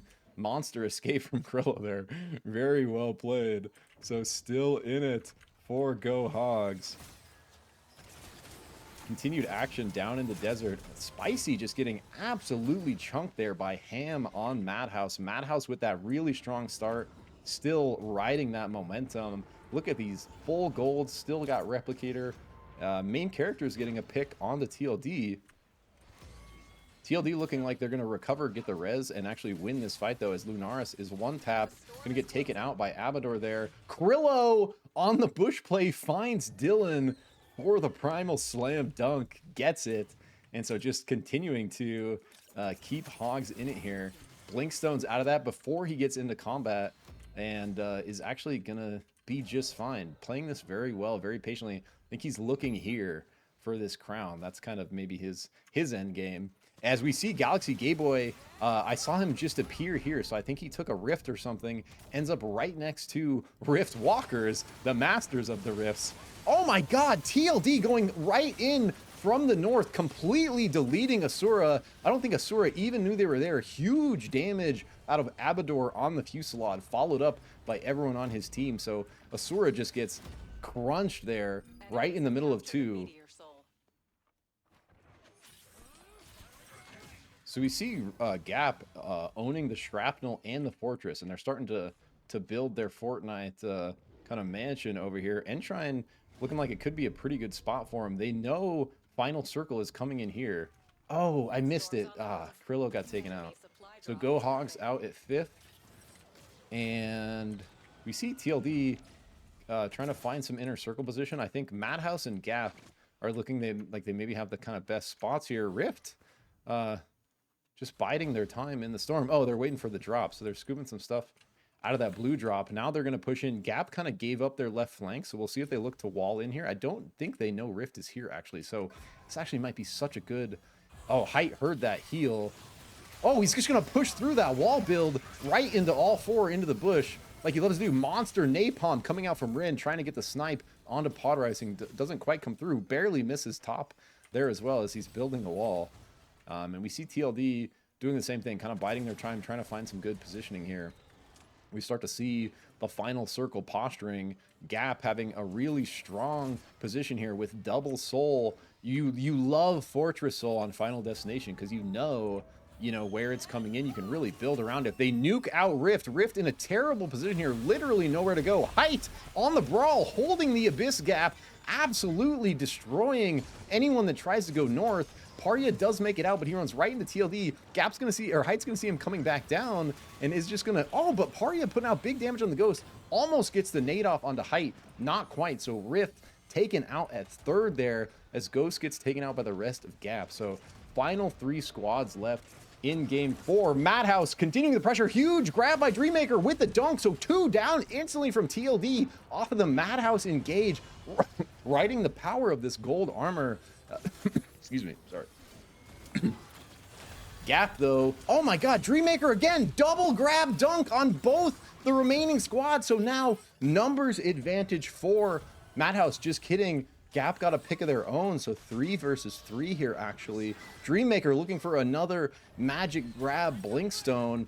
Phenom coming all the way down, getting a box res on his boy Pass. So TLD not out of this yet. Gap may be a little nervous now. They didn't completely finish off TLD and check their flank there as TLD was retreating from Madhouse. So now actually a really, much more even than before. 2 for TLD, 3 for Gap, 3 for Madhouse. Everyone missing players, and TLD gonna look to play the flank here. They have a jump pad down just in case. They probably have multiple of those, but they're actually in a really good spot positionally now. Look at this final circle. They're using Gap's walls they built, and now Gap is in the bad spot. Like right in the middle of this nuke damage, just getting chunked. They lost their high ground, they lost their wall protection, and maybe a little nervous to even build walls here because of this Dreammaker hook threat and then the constant damage. Dude, so almost gets it. Rin has to shift combat slide back into the storm, takes so much damage from it. But these Dreammaker hooks, bro, and Height goes and snags the crown, barely makes it back out. Dreammaker just barely wide on all these grabs, bro. One of these gonna come through. He got 2 for 2 for the double dunk, and looking to make a 3rd here from Gap. It's so funny, bro, that TLD now has Gap's position and is, kind of has this wall angle. Phenom being super annoying, constantly raining out. Dreammaker's gonna get one of these, bro. He's just constantly burning all of Gap's dashes. Gap having to continuously use their shifts to not get hooked. And this is such a weird spot for him now, bro. They're just getting reined in by both teams. Ham forcing the pressure. They get pushed back into the storm. But now Madhouse pushes into 2. They got a split fight. 2 of their members went into TLD. 1 went into Gap, and they get kind of blasted by the spikes on these walls. So Height sees the opportunity. They see the low health bars. They know just 2 left on TLD, and they force the issue, push in. Gap take the victory in game 5 here. What a crazy final circle. So after all of that, Gap stays in it, plays that very well. Just so patient, holding their little corner there. Probably like not stoked they lost their better position, but they stuck with it, held it out. And I think really what happened there is Madhouse got a little split. I don't know if they had intel on how many from TLD and the walls being there, but we literally saw 1 from Madhouse go right on the Gap, and 2 try to go left to where those walls were, where TLD was. And I don't think they were expecting the Fortress Soul walls. We saw some big anti-heal and damage coming out as they tried to push that ledge.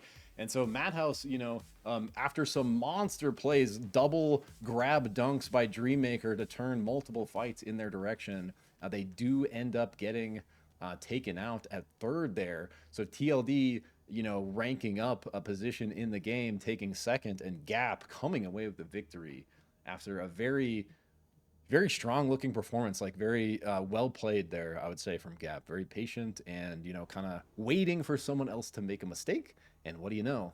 It happened. It's very, very hard to not make a mistake in these situations. And so they're just waiting for it. It happens. They take advantage and get the W.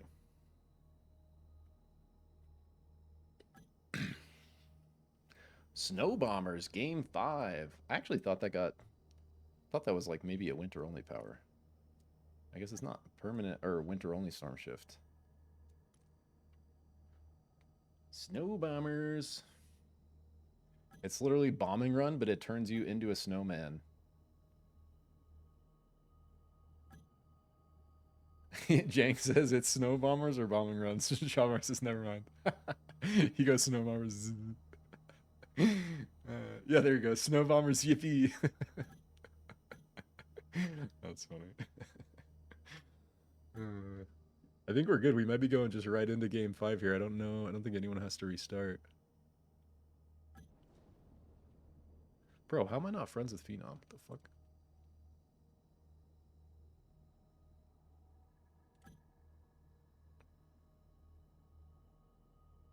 The fuck?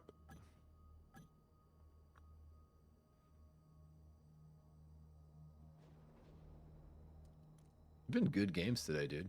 Everyone's looking dialed coming into 2025. A lot of these guys been grinding all through the break, and it's showing. Like, we've seen some really good fights these last couple of days of scrims. I casted Friday solo, and then I casted Saturday with Magical, and now we're on Sunday. But literally the last 3 days have just been banger after banger for these North America scrims.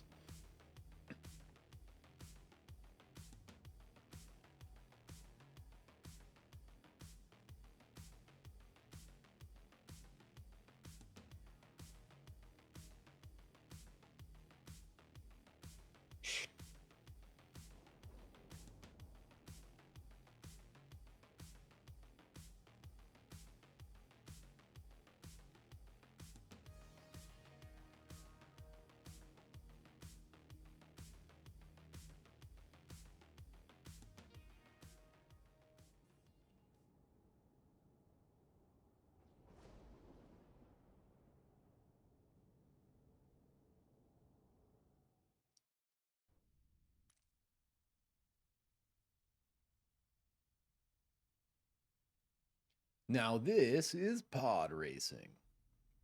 I love this name. All right, hitting game 5 off of the Gap victory, coming in with another Shrapnel Damage Soul bombing run storm shift here. Sorry, snow bombers, basically snowman bombing run.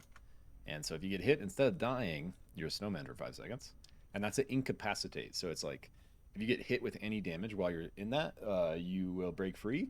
But like, it makes it, super easy for someone to get CC on you because you're just sitting there for 5 seconds. 4 insta drops here into Shards of Fate.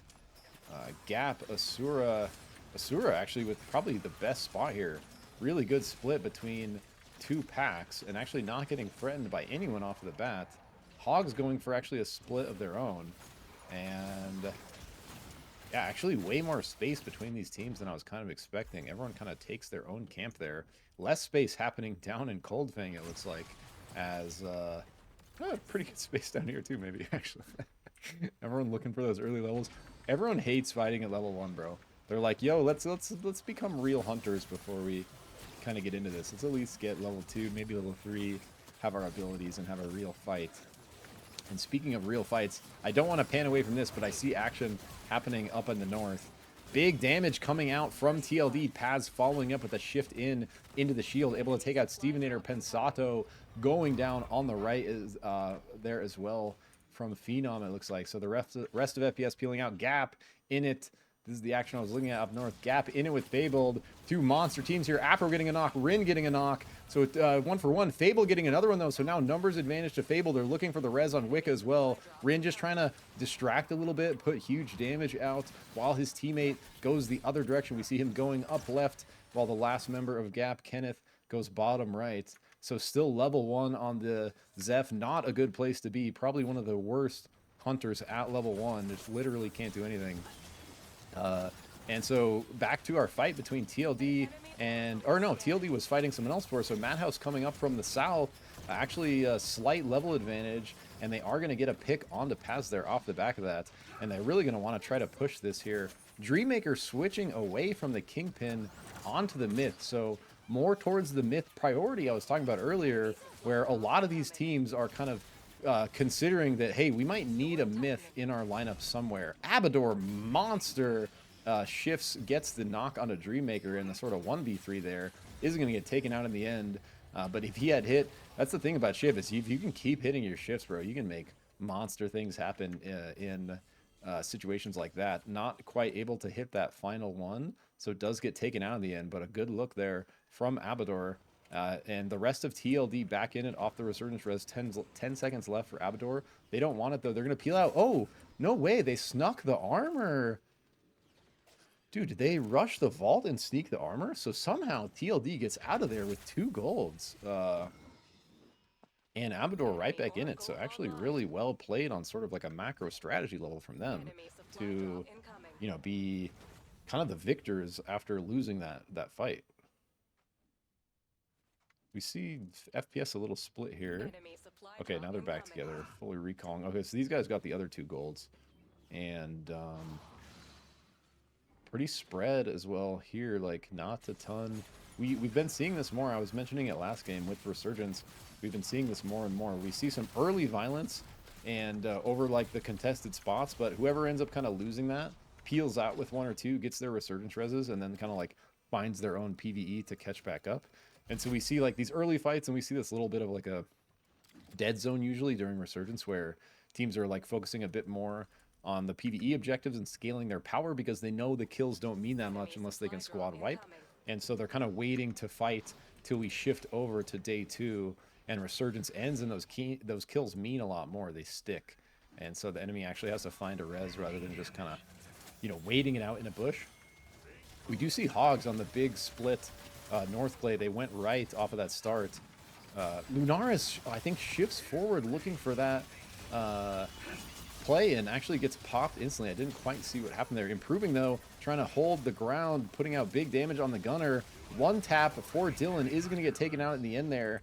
But Galaxy healing up, improving. They're not in the worst spot, but they are going to probably look to back out a little bit here. Lunaris does have the armor shredder. TLD, here's the action coming in from the south. It's about to be a monster play for TLD if these teams keep fighting. Phenom getting early pressure onto Pensato, starting to chip away at that gold. The rest of TLD pushing. Paz goes forward. He like blinked or something there. I don't know how he sort of teleported forward there. I'm not sure what that was. Maybe a little bit of latency or something. Enemy supply drop incoming. So main characters is like out of there. It's like FPS is like out of there too. They don't want TLD lurking on the flank, and they know the other team is there if they try to fight TLD, so I don't think anyone really wants that except TLD. TLD always looking for it. Same with Gap. 2 of our teams that are constantly seeking the violence, constantly getting those combat reps. Probably part of the reason why they are so good, right, is these teams are fighting other teams more than the other teams are fighting each other. And so you get, that's more, you know, it's literally more combat reps. And we start to see some of these other teams like scaling to that level as well. Fabled, main characters, Hogs, like we see, we have a good amount of teams that are sort of like scaling that same way by getting more combat reps themselves. And so speaking of Hogs, looking like they're going to get into some action top right here with Fabled. We see Jackalakin hitting that ground teleport. Not sure where the other end was. So damage still coming out here, but we have just 2 members from Fabled at level 4, but Zakawi and Dunmere level 5 kind of on the flank here. I think they know that Hogs are there, and so they're trying to just it looks like they are going to rush this. I was wondering if they're going to try to bait these crystals, but it looks like they are just going to go for the rush here. And remember, everyone can see this happening, so Hogs can see the health of the boss. Waterblaze is going to be the last one left for FPS here as we see them in some action with main characters and company to the south. Asura looking for their flank as well. Main characters, though, having some really good early games, like getting some really nice power advantages. Ooh. Oh, I was like, who's the Kingpin? Dylan on Kingpin looking for the flank is going to get caught out early by Asura. And so Spicy looking for the ult, but just gets completely countered. Oh my god, monster ult by Lunaris. Huge Fusillade to insta-delete 2 members of FPS. So that was looking rough for main characters, but off of the back of Lunaris, completely turns it around there. That is the power of Armor Shredder. If you're on the outer circle of that Shiv ult, the Fusillade, you are getting toasted if she has Armor Shredder and any sort of level or item advantage. So Lunaris looking for this squad wipe, continuing to chase Waterblaze, doesn't want to chase too far, Improving looking for it as well. But the main character is down to 2 themselves, so don't want to push too far because something like this could happen where they're going to get caught out by these other squads. And if this happens to Improving as well, they're going to be out of this match. So Lunaris doing their best to keep the Armor Shredder, but not going to be enough in the end. Improving considering his options here, really peeking a look at the map, trying to figure out what the play potentially is. Moonlit Battlegrounds, here's the action though, coming down from the top on the Fabled. Big Abyssal Breaker from Shima Ghost with that delicate disguise. They're putting out huge damage, but Fable doing a fantastic job at living through it. Wicca taking so much damage, but getting healed through it. Does get taken out, but gets whooshed back. And is going to get the res through at the same time. Go Hogs looking on the south, pumping damage, big damage coming out from Jang, engaged from the rest of them. And so Fabled does just completely peel. They actually are going to recall north, and it looks like Wadel monster Fusillade of his own, forcing the rest of Moonlit Battlegrounds right into the hands of Fabled. Such a good recall there from Fable. They get the reset on the fire, they get the better positioning over to the not top of Moonlit Battlegrounds, and now they have this 4v4 against Hogs, but Hogs is just pumping so much damage out. Another great res onto Wicca, so right back in it. Wicca now having that Armor Shredder, absolutely terrifying power on the Myth, can do so much damage. Dunmere going through the wall, huge Abyssal Breaker, getting chunked his own, but putting so much damage out. If the rest of Fable can follow up, Hog's gonna get squad wiped here. Wadel one shot, Jackalakin one shot. Wadel looking to heal off of that ult, shifting through it, but not gonna be enough to dodge that final surge from Afro. So in the end, off of that 3 squad fight, Fable taking the victory, continuing to prove that they are one of the scariest teams in North America. Now we see kind of their full form with Wicca back in the action. Wicca, Afro, Dunmere, Zakawi looking to make a name for themselves out here, and they're already doing it. Having a really good time watching them over the last few months. Coming down to a fight here between Rift and Asura. Trading big damage, huge ult there coming through from Lunatherius on the Zeph. Takes out Scarb, one of the scariest members on Rift. They get the kind of instant res though. He's right back in it. Scarbin also just putting out so much damage on this Hudson. One of the best members. TLD in some action down here, bottom left, fighting against 4 power shards. 4 power shards a little bit on the back foot, but they're all still in it. And someone split. They're missing a member. Yeah, so Pensato all the way to the north. TLD continuing to push their numbers advantage to the south. Paz in some Oath v Oath action versus Shopmark takes him out, and the rest of TLD clean up Waterblaze. So Pensato is able to get out to the north, but is not able to really contribute to that fight. So bit of a losing battle for FPS there, but they still have a shot getting back in it with the res. And Abador also split from TLD, kind of up on his own here. He was getting this fire, so the rest of them recall, but Gap's going to be right to the south. And they know TLD is here based on that bonfire vision, but I don't think TLD knows Gap is here. They do, just kidding. Phenom finding him out in the bush with that rain. It looks like we got double Q max on both TLD and Gap for the Myth. So Rain of Arrows going to be coming in big here. If we look at the builds, Phenom, Masamune with Mindblade. And if we look at Nidhogg here, big Game Hunter with Power User. So very interesting setup here from Nidhogg, actually. Scaling off of the PvE objectives. I actually like it quite a bit. Nidhogg, one of these players that thrives off of his powers. So if you have good powers or are looking to get good powers, or your team is strategizing around playing, playing around good powers, power user can be an incredibly strong option to take, because if you ever get taken out, you hold onto your powers once you've evolved it. And then it's also just got the normal good CDR from Tech Blade, but then it's got the 20% cooldown reduction on your powers as well. So, you know, it's literally perfectly named power user for any power enjoyers out there looking to really maximize the value of those extra abilities you can kind of scoop up on the fly. This whole time we've seen Clap just chilling here, kind of floating with the delicate disguise, waiting it out, trying to find a good opportunity, but he's really in a rough spot. He's got teams on four stack teams on all sides, and if he can just make it past Rift, he's probably eyeing this res, right? If he can just make it through Rift here, then he's going to be just fine. And Pensato's trying to do the same thing kind of down here on the Shiv, just biding their time, waiting for a good opportunity. Gap on the full bush play, but maybe not going to find much because no one's around, unless they find this lone Pensato. That's going to be so sad for Pensato. Pensato maybe like a little spidey sense here, checking his angles with a double laser. Drops them both. Interesting. All right, so Pensato doesn't take the bait. TLD in a monster fight up here against Fabled. Fabled with that damage soul, putting out huge damage. Remember, Wicca with armor shredder as well. Paz just getting absolutely shredded. Afro does miss that final surge, but ults to follow it up, waiting for that shift to come back up. We're going to see him surge back in just a second, but they're going to get the pick anyways. Afro already on that evolved armor, so absolutely pumping this game to be able to have gotten that already.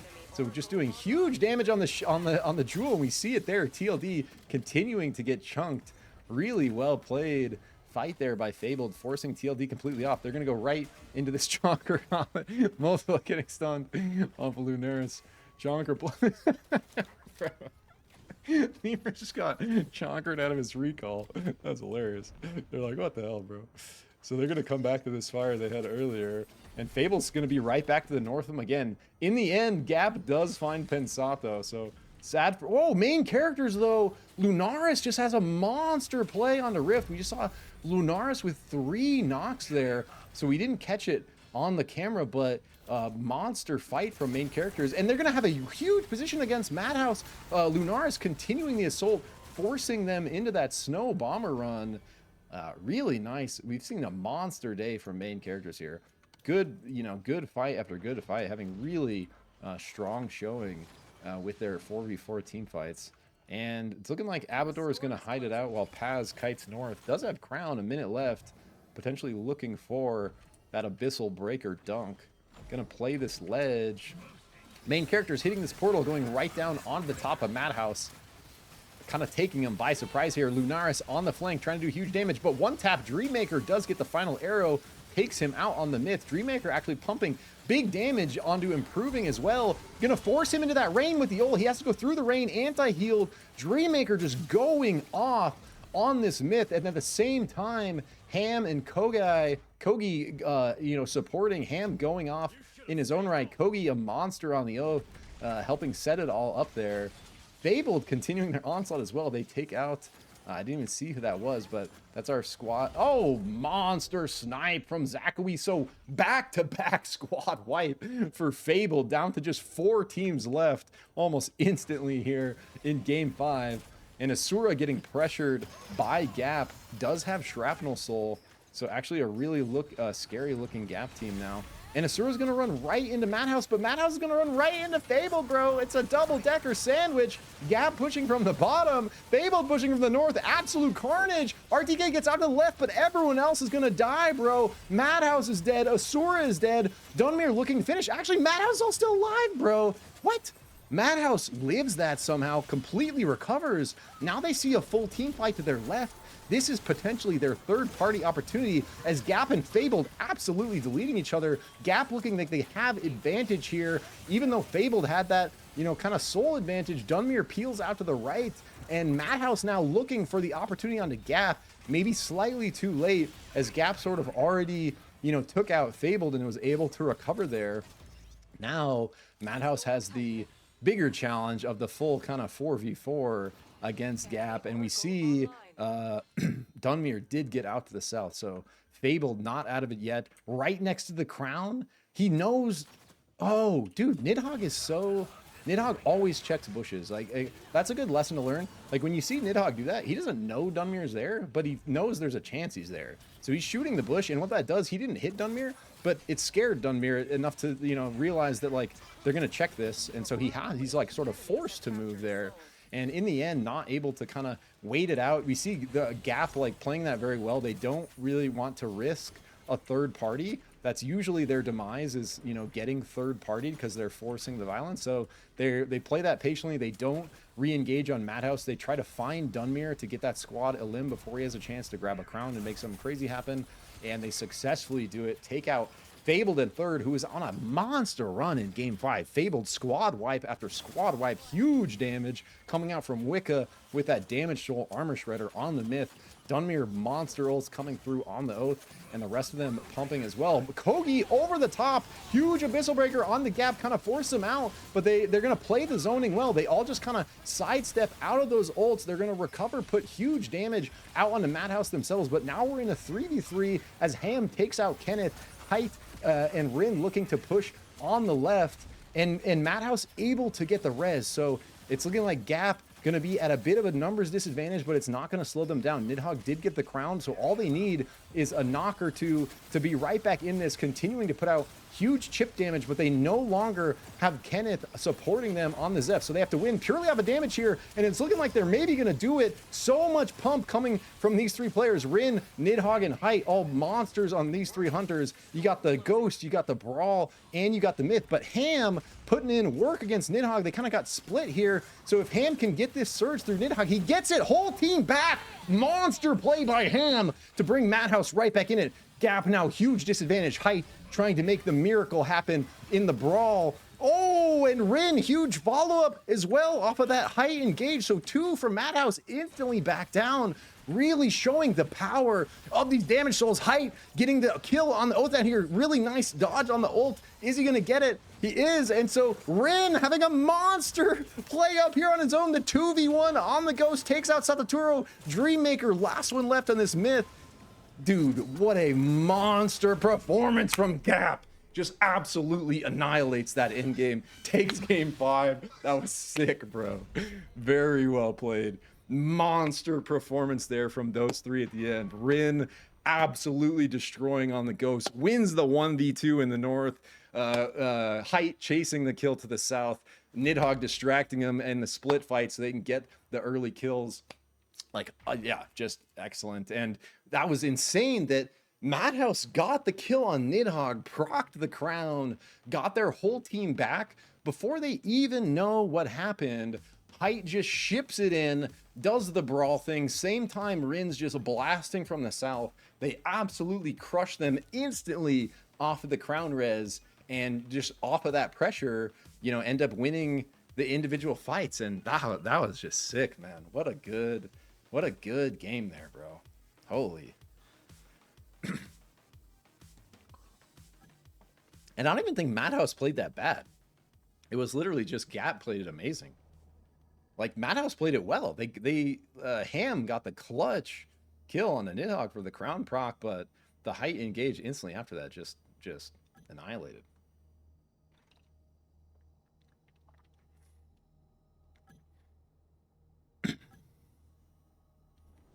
Pensato at 100 ping. That is rough, bro. Doing pretty good for being at 100 ping. That's like, I play right around 100 usually because I'm in Oregon and we're connecting to Ohio, and it's not the best routing, I guess, but yeah, I'm usually like right around 80 or 100, and it definitely, when you're getting right around 100, this game gets a lot harder. Like, this is certainly a hard game to play on ping, and I'm like, I really want to know what this game feels like on LAN, because like, if you have like, you know, that LAN, you know, no kind of connection happening, or no internet connection, no routing or anything, you get that instant responsiveness, similar to the way, you know, League plays on LAN versus on ping. Really makes the, you know, the snappiness of everything, like, it makes a huge difference. So I think, like, legitimately, when we see land SUPERVIVE tournaments for the first time. We're going to see the best SUPERVIVE we've ever seen because these players are going to be for the very first time on literally like no ping, and they are, you know, it's literally the best kind of mechanical players out there for SUPERVIVE. So that reaction time, that speed, that anticipation, and then kind of doing their abilities to like lead stuff, all that gets so much smoother with no ping. And so I'm like really excited for when we arrive at our first SUPERVIVE land tournaments, because it's gonna be peak. Okay, coming into game 6 here, I missed what the storm shift's gonna be, but we will find out in a second here. Oh yeah, I'm at 75 right now. I saw the top left. Usually like right around 80 is my my normal spot for ping. All right, hitting game 6 off of the back of another Gap win. So 2 in a row for Gap, riding that momentum, trying to make it a third. Coming into game 5, we got Plain Cone on the south side of the map, leading right into a 2-way gold split, but they're right next to each other. So Cold Fang and Sky Rats. Whenever you see golds in Cold Fang, there's so much value there because you have all the natural gold, like money gold that's in all these chests, but then you have the gold armors in the vault on top of it. So like a lot of these teams, when they see double gold in Cold Fang, it's like, or when they see the golds in Cold Fang, it's like really high prio drop. And I don't know where my map's going here. It's kind of tweaking out. We do see a double drop in machine, so going to be big action off of this. Stevenator landing right in the middle, going 1v1 with the boss. Not scared at all. Really nice there. Just insta claps. I thought there was another team coming down here. Maybe that was a visual bug. But big value from that boss. We see blue armor and green armor dropping from that machine boss. Machine almost an instant level 4. If we look at FPS, early out, instant level 4. They're going to crack this vault, try to ride this early momentum. TLD, 4-way drop. No one in Skyrats yet. Interesting. But 3 top left of Cold Thing. Really interesting, actually. Up in Catacombs here. So Gap coming in on the side to a level 1. TLD, bro. Paz going to get taken out. Abador, level 1 on the Bebo. Phenom, okay, Lemur is alive, gets 2 on the Celeste, so even if the rest of TLD dies here, I expect them to be just fine off of the back of Lemur being able to kite. Phenom is able to shift out of there, but Gap, you know, kind of the winner here, taking huge advantage, getting a bunch of levels and XP from these early kills. 2 players on Hogs, still level 1. Jang has the level 4. They're looking to, oh, they're all contesting the hatchling. That's why they're all here. They're all trying to get the instant level 5. No way. Lemur snipes it, bro. Oh my god. Lemur snipes the level 5 from both teams fighting over it. Hits him with the oh, right as Amador spawns in, he's like Jack-o'-lanterns right on top of him just by accident. So it gets like that instant hit scan spike coming up from the jewel. I was like, Jack-o'-lantern's still level 1. You want to get that knock so you can do something else. So Wadle and Jack-o'-lantern actually having some abilities now, looking to maybe make something happen against Lemur. One of the literal scariest hunters and scariest. Whoa, Krillo though, the Blinkstone through. Still level 1 on the Kingpin. Lemur looking for the 1v4 as the level 5 Celeste still has ult.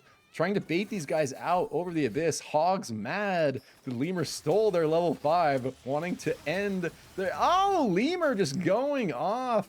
Goes right through Chang. They're looking for the res. But look at all these level 1s still, though. So Avador back in on the Bebo. Love to see him on the Bebo, but still level 1. Lemur just kind of toying with Hogs almost a little bit here. Just doing so much damage on this Celeste. Knows that they can't catch him unless they have like a really coordinated engage. Knows he still has that ult in the tank. And so just continuing to threaten here. Jack-o'-lantern's going to go down. Jang's looking for the kill on Abador. Abador some nice sidesteps, whacking him with the bat. Jang does get the kill. Jang with the pushback. Jang looking for the kill on Lemur, trying to finish this off here, but it's just a battle of pride at this point. Lemur sees the vulnerability and instantly goes in on that. Knows that, I think Jang was looking to maybe cancel that, but wasn't able to do it in time. Does get taken out. Really epic play there from Lemur. Not out of the ordinary, but still exceptional to watch. One of the best players in the game, proving it there, sniping the boss, and then just toying with Hogs for an eternity there. Hogs is out, you know, they're tired of wasting time. Krilla's still level 1, bro. He's like, what is happening, dude? Get me out of here. He's like, I need some creeps, bro. Why are there no creeps in Wellspring? It's like, maybe it's an I give up angle. Or he's waiting to recall. He's waiting to recall. Krilla, you'll be a real hunter soon, bro. At least you have Blinkstone. That makes it way better on the level 1. The level 1 Blinkstone Kingpin. That's awesome. Dude, so we see off of all that, like all the distractions. Oh my god, Scarb pumping into Gap. We just saw a double knock here coming through on the back of the Hudson again. But I was going to say, Lemur just wasted so much time there for both the teams. And ends up giving, whoever I was just spectating, Madhouse, I think, all the gold. So going to have a nice advantage here for Madhouse. They see Lunaris on the Forge repair. Lunaris is going to bail, continue going north. We have full golds versus broken whites. So I do not think main characters want this fight. Moonlit Battlegrounds, Pine getting a pick onto Jack-a-Lacan here. They're going to run right into TLD. Lemur getting the spike on the unaware Jang, I think, coming up from the south. And Unseen Jaguar going to get taken out as well. We saw that was maybe a fight between Hogs and Moonlit Battlegrounds that gets broken up. Party ruined by TLD coming and taking everyone out. Gap kind of right in the middle of multiple teams here. As at the same time, we see Moonlit Battlegrounds chasing. And they're going to run, I was going to say, are they going to run to Krillo? Krillo, level 3 finally, actually has his abilities. Real hunter. And right as that happens, we shift into day 2. Resurgence is over, so kills meaning much more now. Moonlit Battlegrounds on the level 5, but yeah, it's not going to mean as much coming into day 2. Everyone's going to be on the 6 very soon, as long as they can find some creeps or some kills. So we got 2 teams fighting over Soul here. Teleporter Soul, one of the probably most valuable souls in the game, especially at this competitive level. The way you're able to utilize this to reposition in those clutch situations can be very, very useful. But Asura on the hunt, chasing down Moonlit. I think Moonlit went for that heart res. Clap retreating north. They're going to kind of split, so they're going to be just fine. Coming back to this potential fight between Gap and TLD. Gap looking to maybe push that. Not in time, though, as TLD comes away with the Teleport Soul. Lemur on a tear with the Celeste. His comfort pick, one of his best hunters. They try to do the Vivo Celeste ult angle. Abador maybe a little late on the cart there, on the Tonk. So they're not able to get the magic to come through. Hogs in it with Asura still up here. Or Asura just ran north. They're going to run into Hogs. Wada looking to live is going to get sniped by Lunatherius. And Hogs in a rough spot all game, bro. Ever since the Lemur, Jack-a-Lacan wants to keep this armor so bad, dude. I was like, off of the back of that Lemur distract, man. They're just having a rough go here in game 6. But not out of it yet. Jack-a-Lacan keeps the armor, finds the brush. Krillo, always on the brush. But, you know, one of the brush masters out here. A true ninja of ninjas. Subbing for Hogs today, playing that Blinkstone Kingpin. Madhouse fighting main characters down here. We see a Celeste ult charging up. It is going to connect on a couple of Galaxy. Both blocks it, but is going to get Lunaris. Satatoro, one shot. Lunaris looking to follow up with that Shiv ult. The Fusillade does come through, and Dylan crushes a tree with the slam to get through on Satatoro, I think. But they're looking to finish off Madhouse. They want these golds. But Madhouse actually doing a good job peeling, keeping 3 of them, kind of knowing that once you lose 1 there, it's not worth trying to win that at disadvantage if it means losing all the rest of your armor. So at least they keep half of what they got. They got Masamune on Ham as well. And so they're not going to be in too rough of a spot as long as they can find a res, and they are. So Ham on the island res here. Going to get it to come through. What is Rift up to up here? Okay, they're just creeping. It looked like they were moving kind of fast. Gap is on TLD. They're going to get a pick on the Paz. I'm not sure. TLD super split as well themselves. Phenom's still dead. Paz gets taken out there. Abador on the Bebo, trying to figure out where to go with Teleport Soul. Lemur just took a teleport of his own. This is the power of Teleport Soul we were just talking about. Except, oh, I thought that was an enemy Bebo bomb. Abador just getting the bomb ready. But yeah, that's the power of Teleport Soul right there. able to instant res the team off of just a click of the map. Ooh, we come in to see a hook barely missing there by Dylan on the Kingpin. Madhouse is able to get those 2 reses, so they keep their 2 golds. Dreammaker and Satoru back in it here. Oh, big action to the right. Moonlit pushing in on the north of Riftwalkers, while Riftwalkers was maybe looking for another fight to the south. Riftwalker, though, looking very strong here. TLD hears it and sees it. Oh, they're going to instant. They know TLD's there. They're like, this is bad. Let's peel north. Let's get a better position. We're going to come down on the top of Moonlit. We know Moonlit's going to be coming up off of the back of all this action. Huge push here by TLD and Madhouse to really force the issue.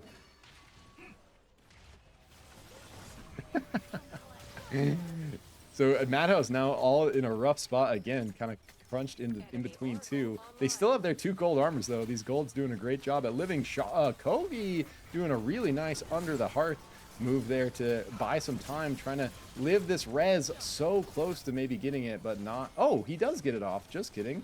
Very well played there by Kogi to kind of clutch that res, and does go down himself, but gets the rest of his team back. So sacrifice worth, probably. Does lose his gold in the end, so that is unfortunate, but the price you pay for teamwork sometimes. Nidhogg back on the Void. Love to see it.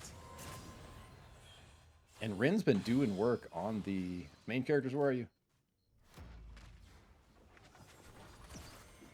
Dude, there's so many split fights, so many people like chasing 1 or 2. Like, just, I swear, these scrims, they get more and more bloodthirsty the deeper you go. Like, the further we get into the games, we're on game 6. Now everyone's just murdering each other. Our boy Krillo still alive here, hiding behind the shed in the fire vision. The last place you would look for a Kingpin with Blink Dagger. But he's the only one left. So as long as Asura doesn't check this bush, bro. Oh my god, Krillo, you are actually a ninja. This man is kind of nuts. Oh, so Moonlit teleport out, but they leave Schreikel behind on accident. So Schreikel maybe getting picked there. Fabled in a fight of their own to the right against Rift.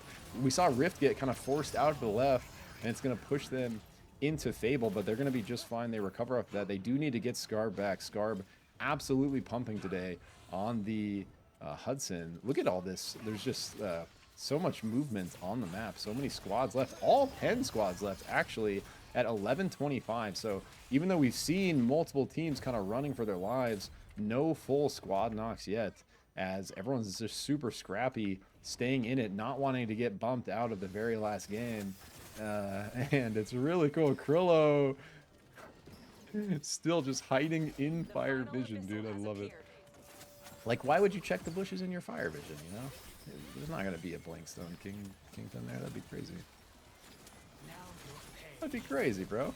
Krillo is awesome. I love this guy. So, big fight breaking out here between Asura and TLD. It's looking pretty good for Asura. They're going to get a pick on a Phenom. Abador and Lemur trying to work the magic of the Tonk Celeste ult. Barely short on it again. They almost had a good one there. Lemur going to run right into Ghost. And so our... Oh, someone else got knocked out. So almost our first squad knocked out. TLD going out in 9th there as Lemur tries to kite away. Runs right into Ghost on the Oath and hits him with the Abyssal Breaker for the dunk. Not much you can do there if you haven't seen the Oath. So nice play there. Good opportunity picked up. Ham looking to force the issue on the Galaxy Gateway. One player left for main characters. So many, single players left. But all the squads were still in it. We finally saw our first 2 get knocked. And off of the back of that, we see Moonlit Battlegrounds getting Teleport Soul because they got that killing blow on Lemur. So off the back of the Shuma Ghost slant or dunk there, they're going to get... Oh, Krillo does get found out. So RIP Krillo. Go Hogs out at 7th here in our final game. Heart teleport. And we have a fight over it on the right side of the map. Both these teams absolutely nice. They're huge. Abyssal Breaker coming through from Galaxy Gateway. Really going to break up the north side of that fight. Going for the res on improving. Hits him with the improved. Kogi going to try to stop it.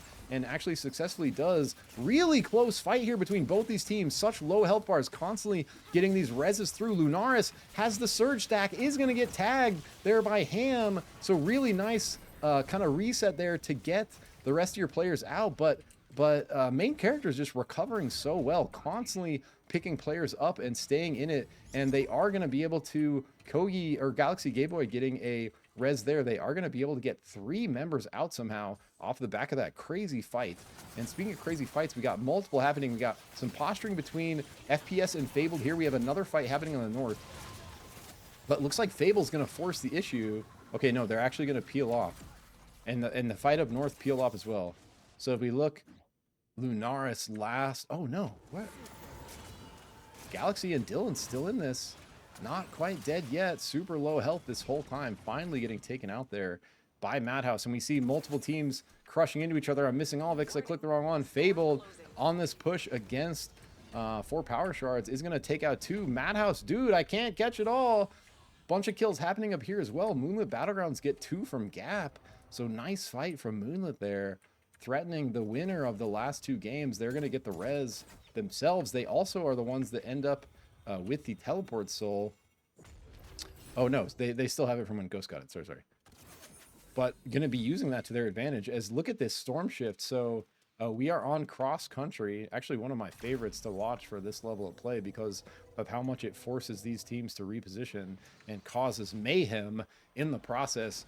When you're in the actual game, these circles shift so fast, it feels like sometimes, that it's actually like really hard to keep up with. And if you're not anticipating the positioning, if you're not looking for kind of the next move and knowing where the other teams are going to be moving. Oh, Afro kind of gets, I think thought he was over the wall, but gets canceled by the wall on the surge there, looking to ship it in onto Moonlit. Fable having a bit of a level advantage here, probably a bit of an equipment advantage as well. If we take a look at Moonlit, Moonlit not too shabby on their own. Ooh, I love the glider gas tech blade there on Schreikel. So these last 2 players from Gap, we got Height and Kenneth looking to just live it out, find some position. Hopefully they don't run right into Asura. Asura looking pretty strong here, bro. This might be Asura's game. Look at these items, actually. Kind of crazy. 3 golds, Mana Soul Stealer, Abyssal Fang, Blinkstone, Guardian, Archangel, Glider Gas, Tech Blade on RTK.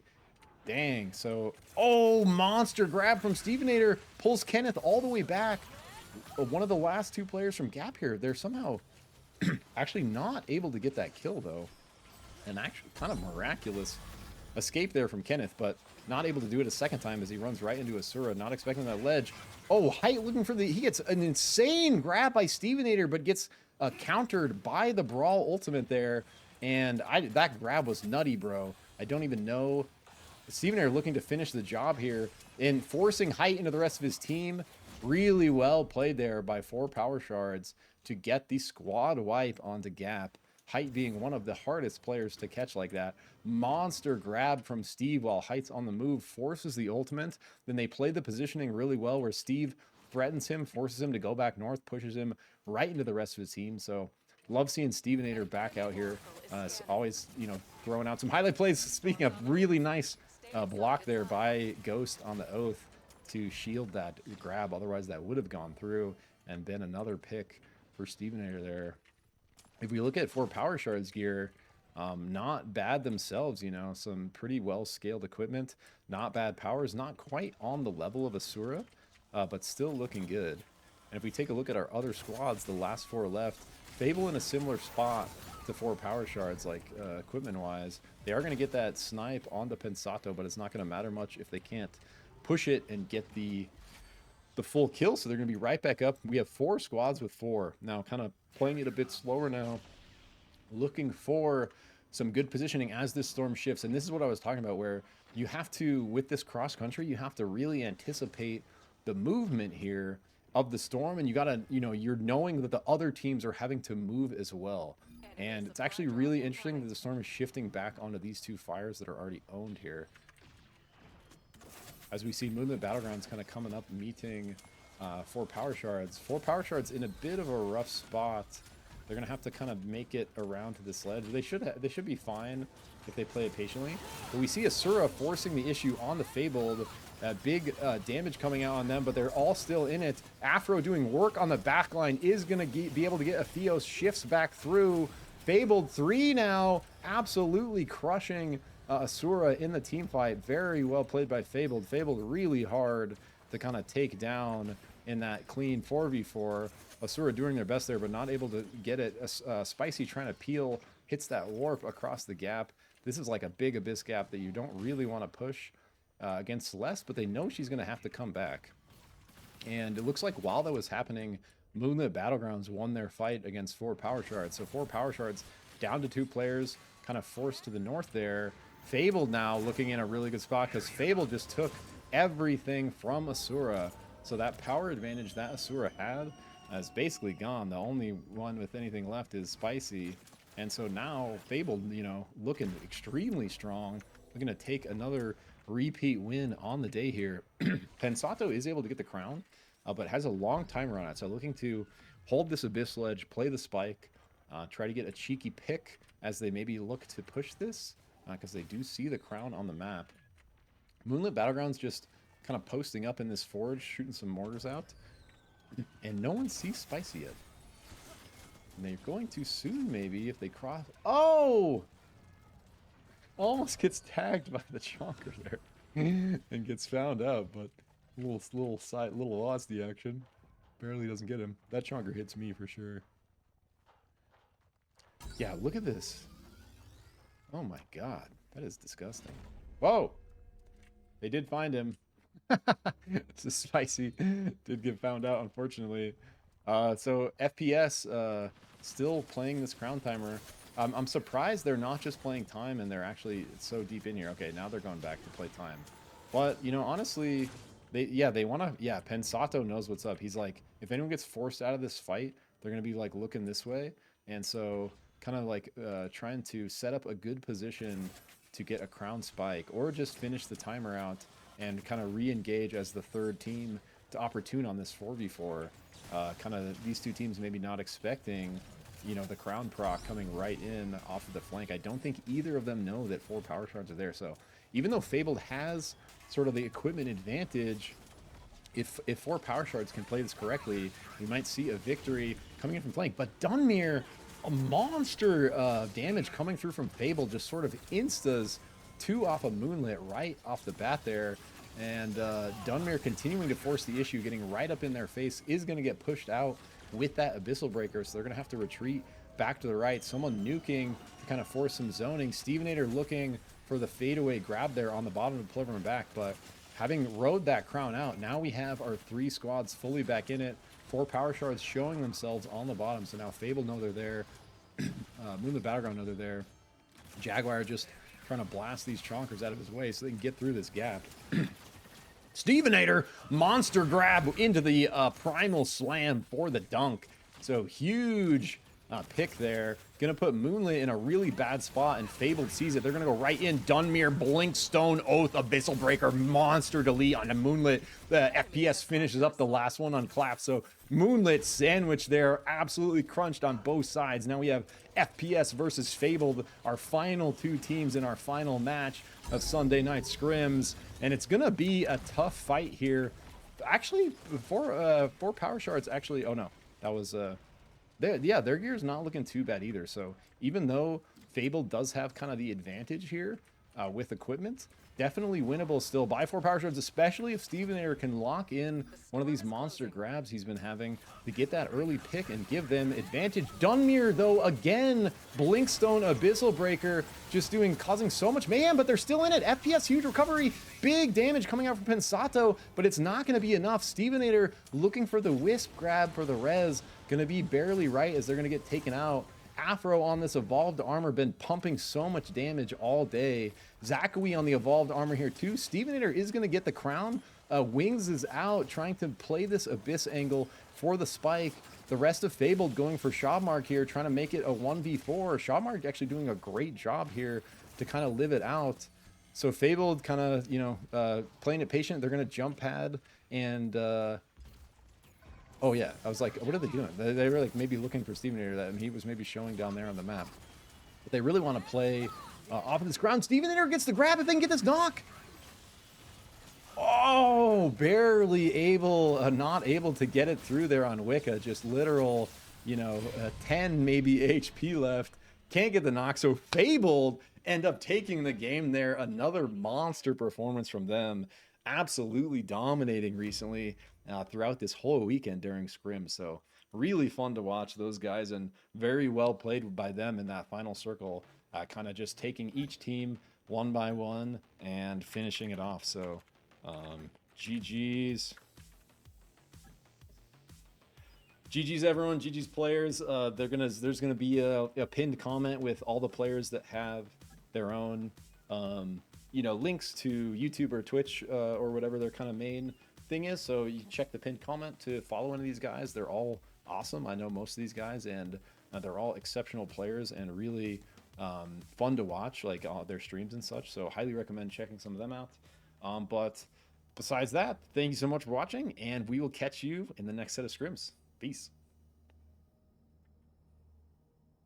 Keep vibing.